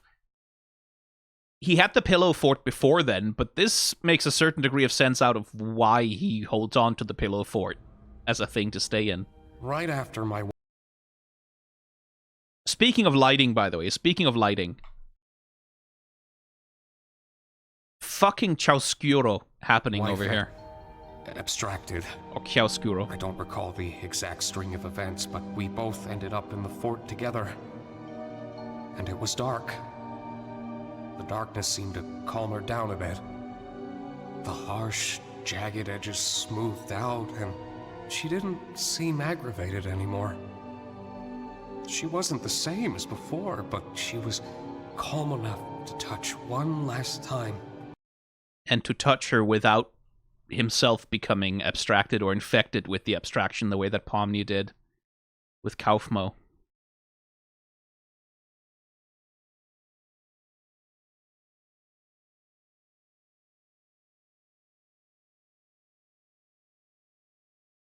I like the way that, like, the response to his touch.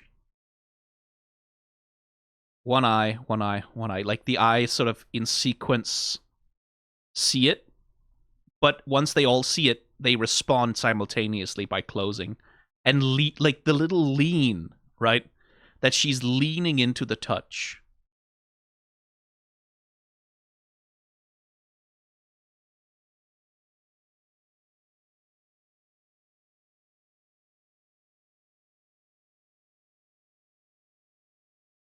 Absolutely gorgeous use of color here. Like the backlighting the monster like that, or the creature.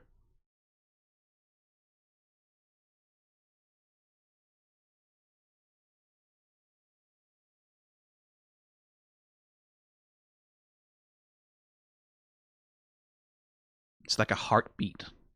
Almost, like the pulsating colors.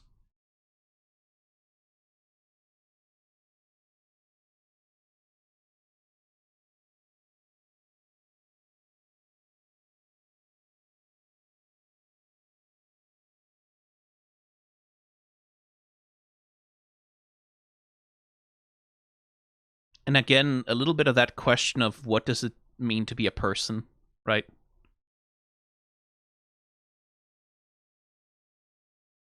In the same way with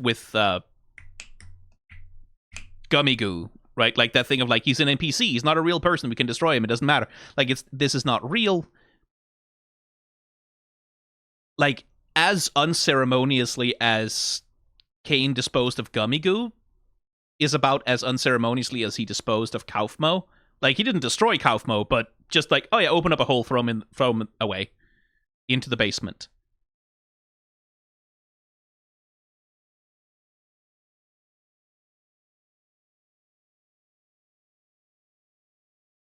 But what's pretty fucking clear to me from this is that's still a person, right? Maybe it's a person who's overwhelmed, who's having like a crisis, who's breaking down, who's like... That seemed to be what it was with Kaufmo, right? Like, what we saw with Kaufmo was this fucking Memento-ass room full of like desperate, like psychotic breakdown scribbles on the walls as this guy was clearly having a severe mental episode. And the response was, oh, shut him away. Get rid of him. Just like, yeah, he's lashing out because he's having like a severe psychological breakdown. Just lock him away somewhere and then don't think about him anymore. Because that's not a person anymore because he went crazy, right? Like, because he went crazy in a way that wasn't palatable.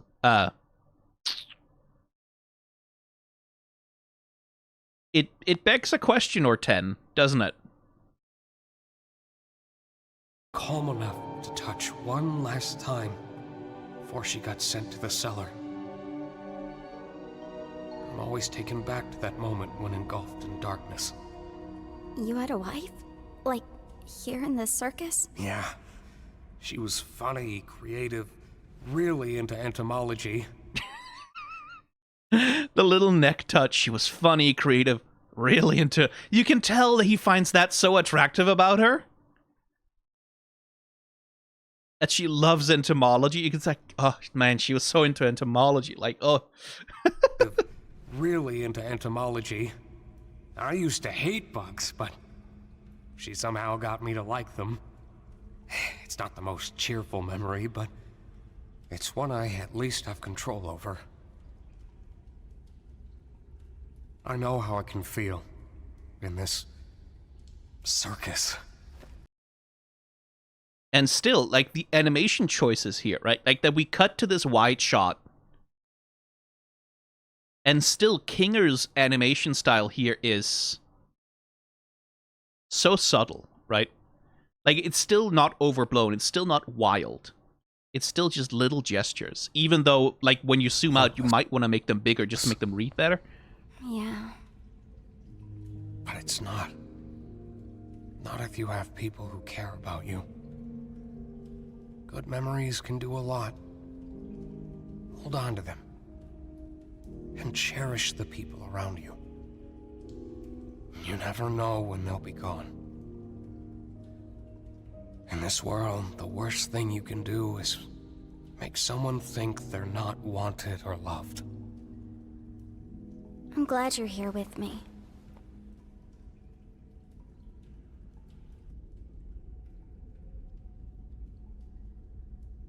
Ten full seconds of silence. That's genuinely impressive. I've been thinking about that last tape. He said, the next breath you take down there will be your last. Maybe we can get through if we don't breathe. I'm not very good at holding my breath. Well, how about we try not thinking about it? And then, like the callback to the very first scene of the episode, try not thinking about it. That's the first thing he said to her when she was trying to hold her breath.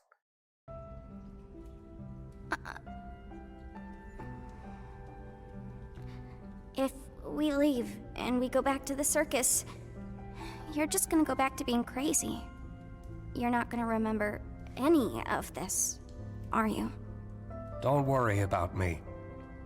As long as you remember it, things will be okay. You're very strong, Pomni. And I know you'll be able to get through this. Just hold on to me. We'll get through it together. You ready?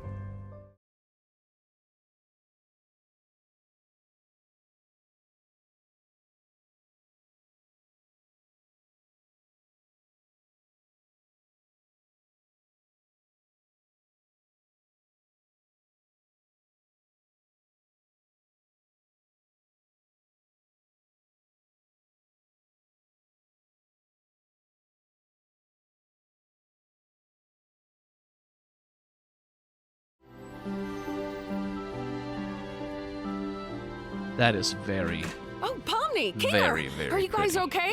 Was it scary? I'm fine, actually. What happened up here? Don't worry about that. Pomni was very brave. At least I think she was. Were you? Something like that. Hey, Ragatha, Yeah? I just want to say thanks for always being concerned about me. I feel like through everything, I haven't really been appreciative enough about that. Oh, thank you, Pomni. I just want to make sure you're doing all right. You know, we care about you. Did you remember to get my comedy mask? And now I'm just starting to wonder if the Wild West was even a real direction at all. Whoopsie daisy, looks like everybody completed the adventure and they're coming home. Quick, pretend we weren't having a therapy session. Okay.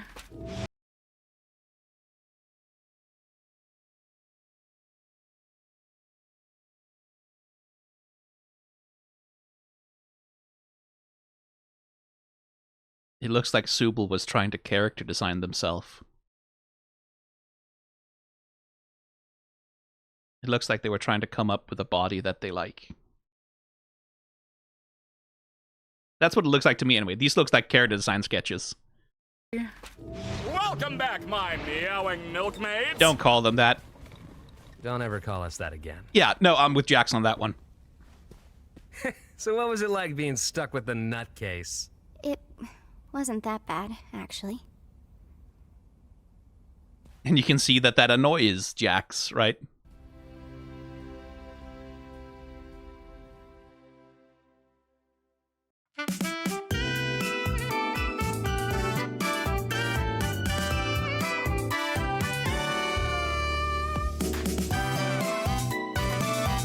Okay, so we are operating under, like, what do you do to find meaning, right?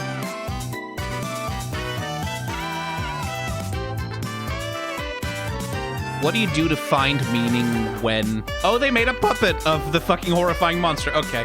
What do you do to find meaning when things are meaningless? Like, in the face of absurdity, how do you find meaning, or how do you find something to hold on to? The answer here being, like, not just good memories, but kindness to other people, right? Like, making sure that other people know that they are wanted where they are. Which, like, there's some truth to that. Like, if you want to help someone feel grounded, it's good not to make them feel unwanted in the world, right? Like, that's just good in general, but certainly if you want to help ground someone, it's like, let them know that you're glad that they're there with you, right? That their presence is a positive thing in the world.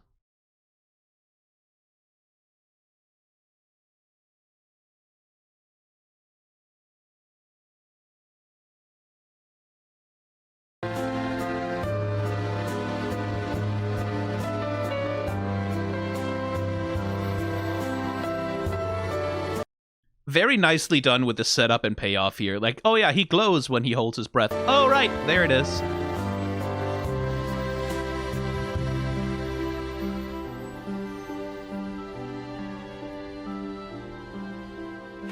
Oh, Pomni, Kinger! Are you guys okay? Was it scary?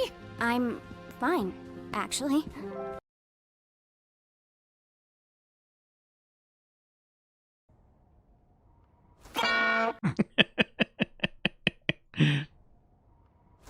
The little rattling around of his eyes also in response to the smear here. The way they wobble. And now I'm just starting to wonder if the Wild West was even a real direction at all. Whoopsie daisy, looks like every... Whoopsie daisy!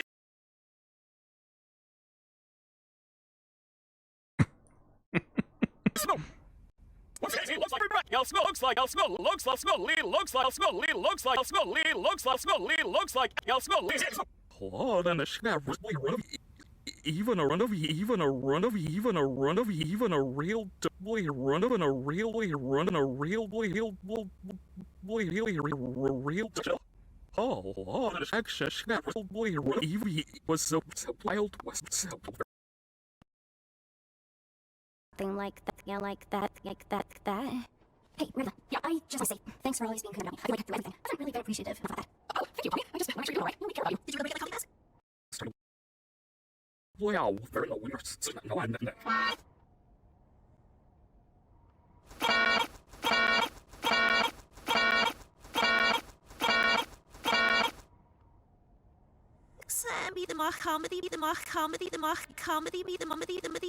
It shouldn't be so funny to do just like, I'm not doing anything. I'm not even being creative. It's just funny.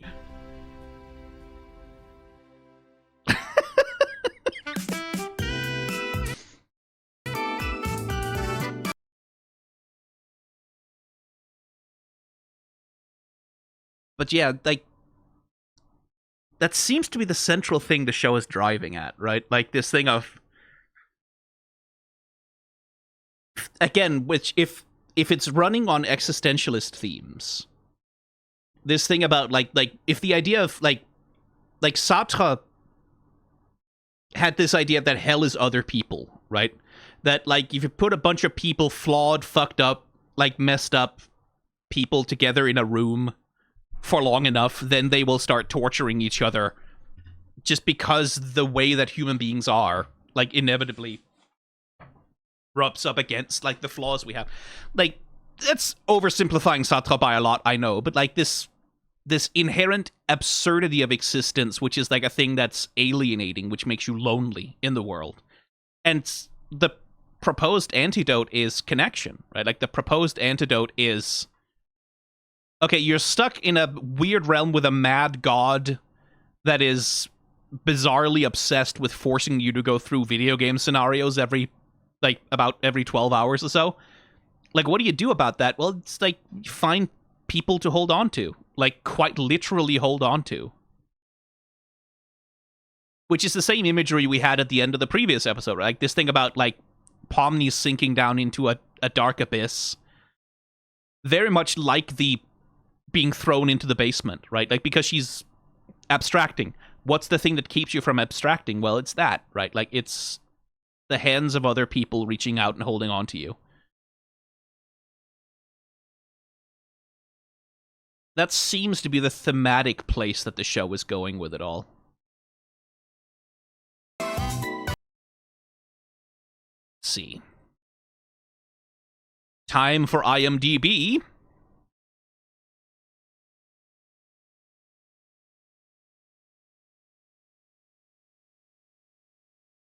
Tim Alexander.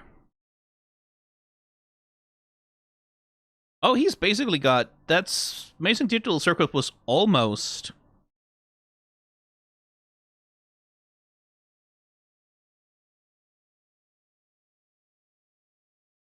Because, like, I have to assume it's not the drummer for Primus, right? I have to assume it's another guy.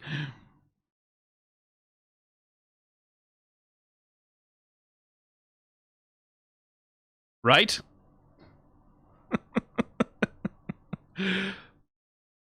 But yeah, not much of a thing yet. Although he has done voices for a TV series. Oh, a children's TV series, which is a Netflix show. Oh, okay. A Netflix kids show about dogs playing with stuff. I guess that's something. And he'll be in a film adaptation or something of Slender Man. Oh, interesting.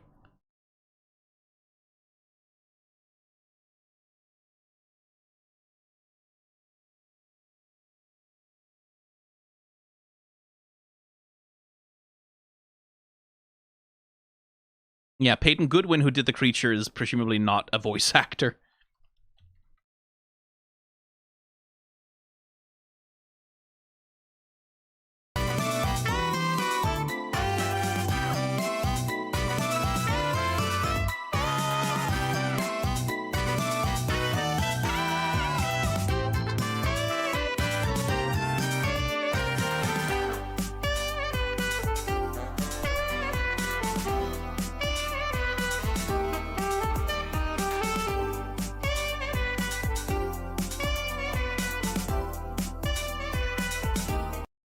Yeah.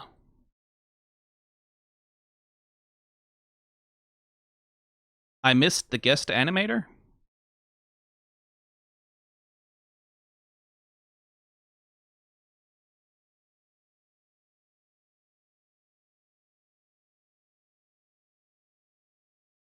Where were they listed?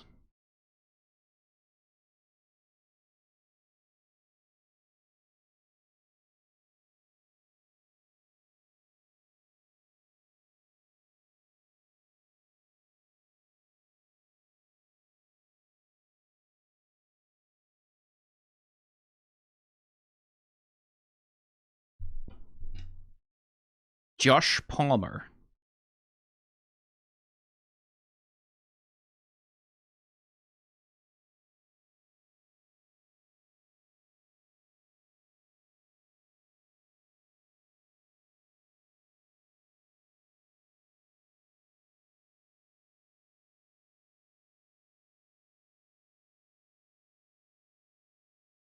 Let's see, 2D artists. Oh, there. I didn't know that that was a guest animator.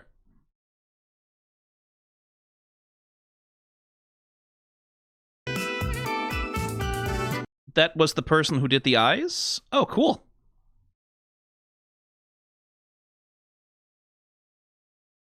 Yeah, speaking of the eyes, by the way, hang on.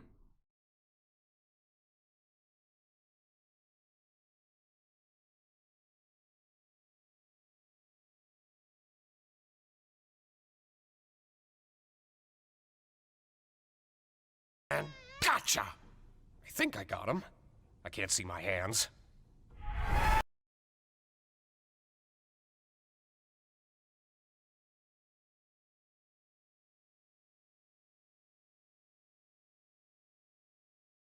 It's a good job they did of compositing.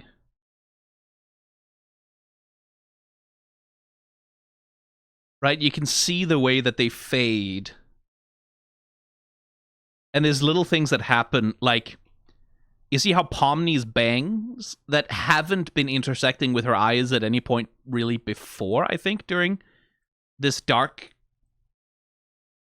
animation, right? Like, her bangs aren't really present as an occluding artifact over her eyes until we get here, and now we have to transition from the 2D eye animation into the 3D, and now you can see, we add a little occluding bit to anticipate the moment of transition. Because on her model, the bangs occlude her eyes just a tiny bit. Right? And Kinger himself, like, while we're transitioning away from the JPEGs, or the PNGs, I suppose, Kinger remains completely motionless until the transition is complete, and then respond and react. I'm sure for the last frame he traced the 3D models. Yeah, I mean, I would assume so. Like, that's the sensible way to do it. But it's well handled. I do appreciate the animation on the creature as well, having like a distinctly different flavor.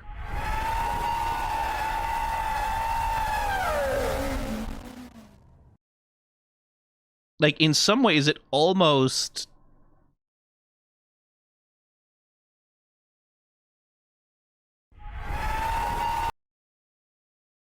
I can't see my hands.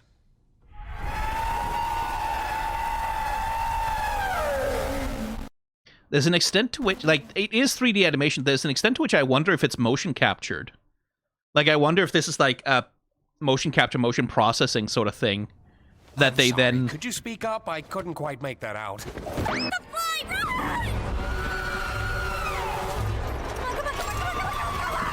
Tommy!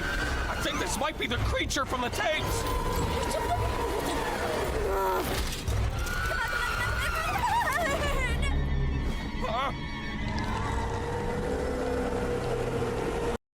Like, it sort of looks a little bit like it might be a mocapped, like, yawn that they then, like, hyper-exaggerated in 3D animation. I'd be curious about that.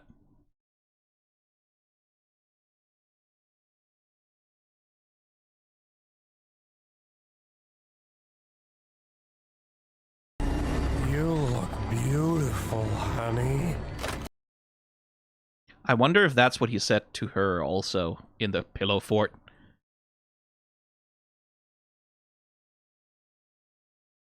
I will slay the beast that took everything from me.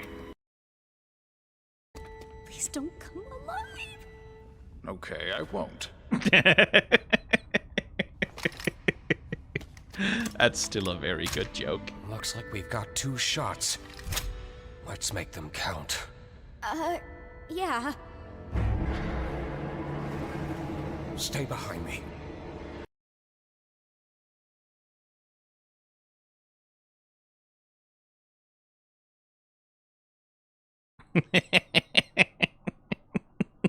Wide Kinger is still such a fucking funny, because it's not just a static shot of like Kinger. It's that they flattened it. You can see that they post-processed and flattened it so that it looks like a JPEG specifically, right? So that he looks like a JPEG. So that he looks like a JPEG in the scene. So that he looks extra fucking flat, right? To really emphasize. What?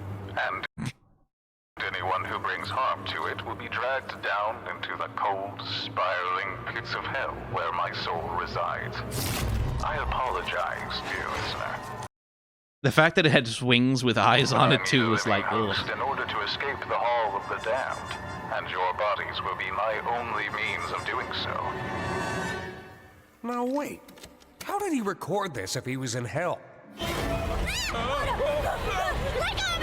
hope you're ready, because the next breath you take down there will be your last, and your bodies will belong to me. Let go of me!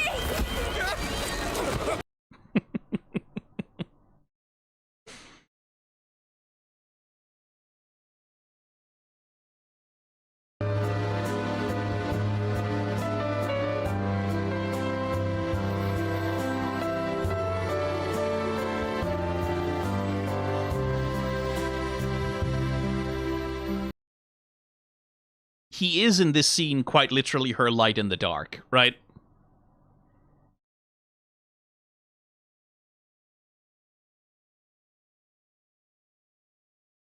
Very good setup. Like, this is just on the level of like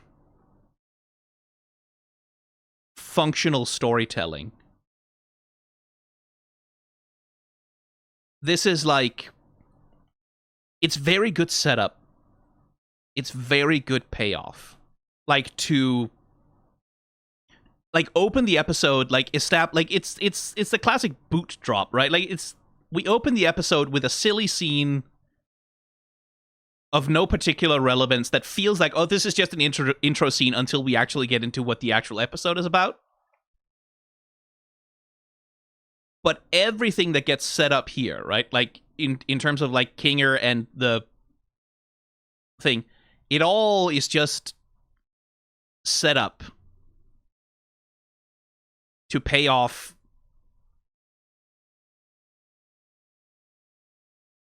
like this, right? When the light is running low and the shadows start to grow and the places that you know seem like fantasy, don't forget, I'm with you in the dark.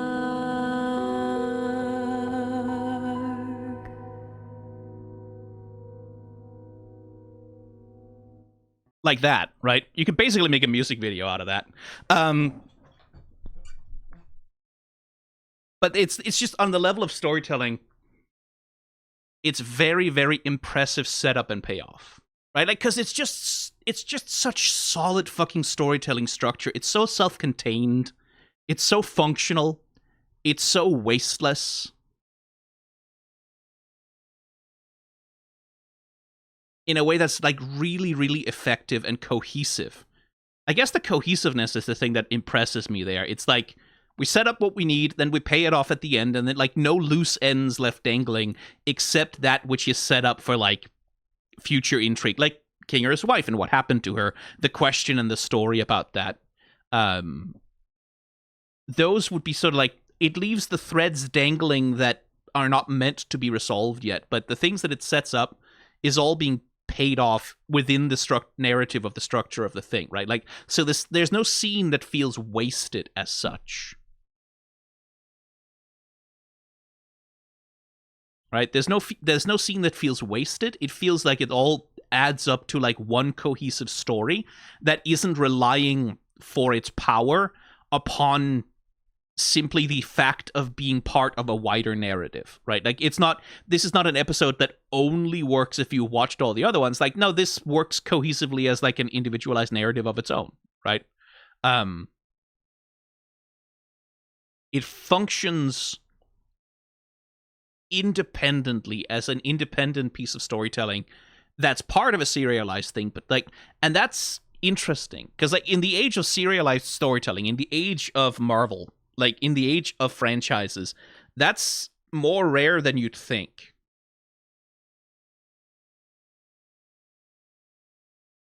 Right? Like that's a lot more rare than it used to be, because everything is assumed to be a hook to lead you into a narrative universe, right? Like into a cinematic universe with spin-offs and like whatever. I think the thing I liked the most about this episode is just that it was self-contained, right? Like that it's itself alone and didn't go, well, you need to have watched the previous 2 episodes in order to understand anything that's happening here. Like, no, it's like, it's the kind of storytelling you used to see in animated shows on TV a lot more, honestly. Interesting.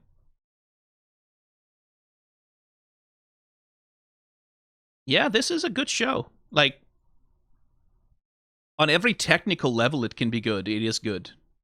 Again, I still don't know quite where it's going.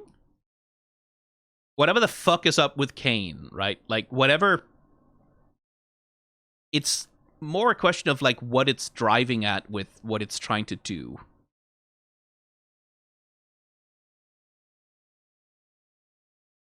Like this bit here. What you're saying could imply that I'm bad at the only thing I'm good at. I know good at. I know good at. I know I'm good at. I know good at. I know good at. I know good at. I know good.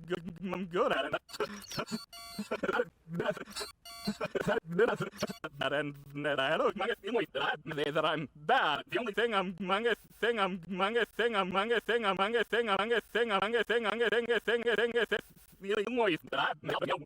what you're saying could imply that I'm bad at the only thing I'm good at. That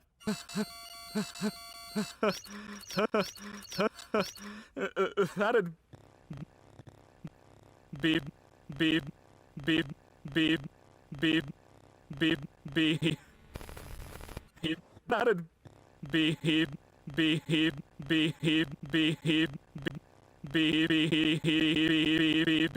be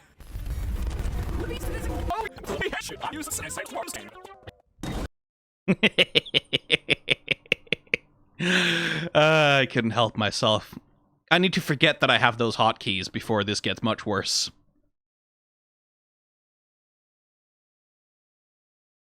But yeah, I think that's an episode. And I should, for the benefit of YouTube, I keep forgetting to say, but like, comment, subscribe, blah, blah. Become a member for early access to the thing, or not, don't do that, you don't have to. If you want to join the Discord, sometimes there's a free link, sometimes there isn't.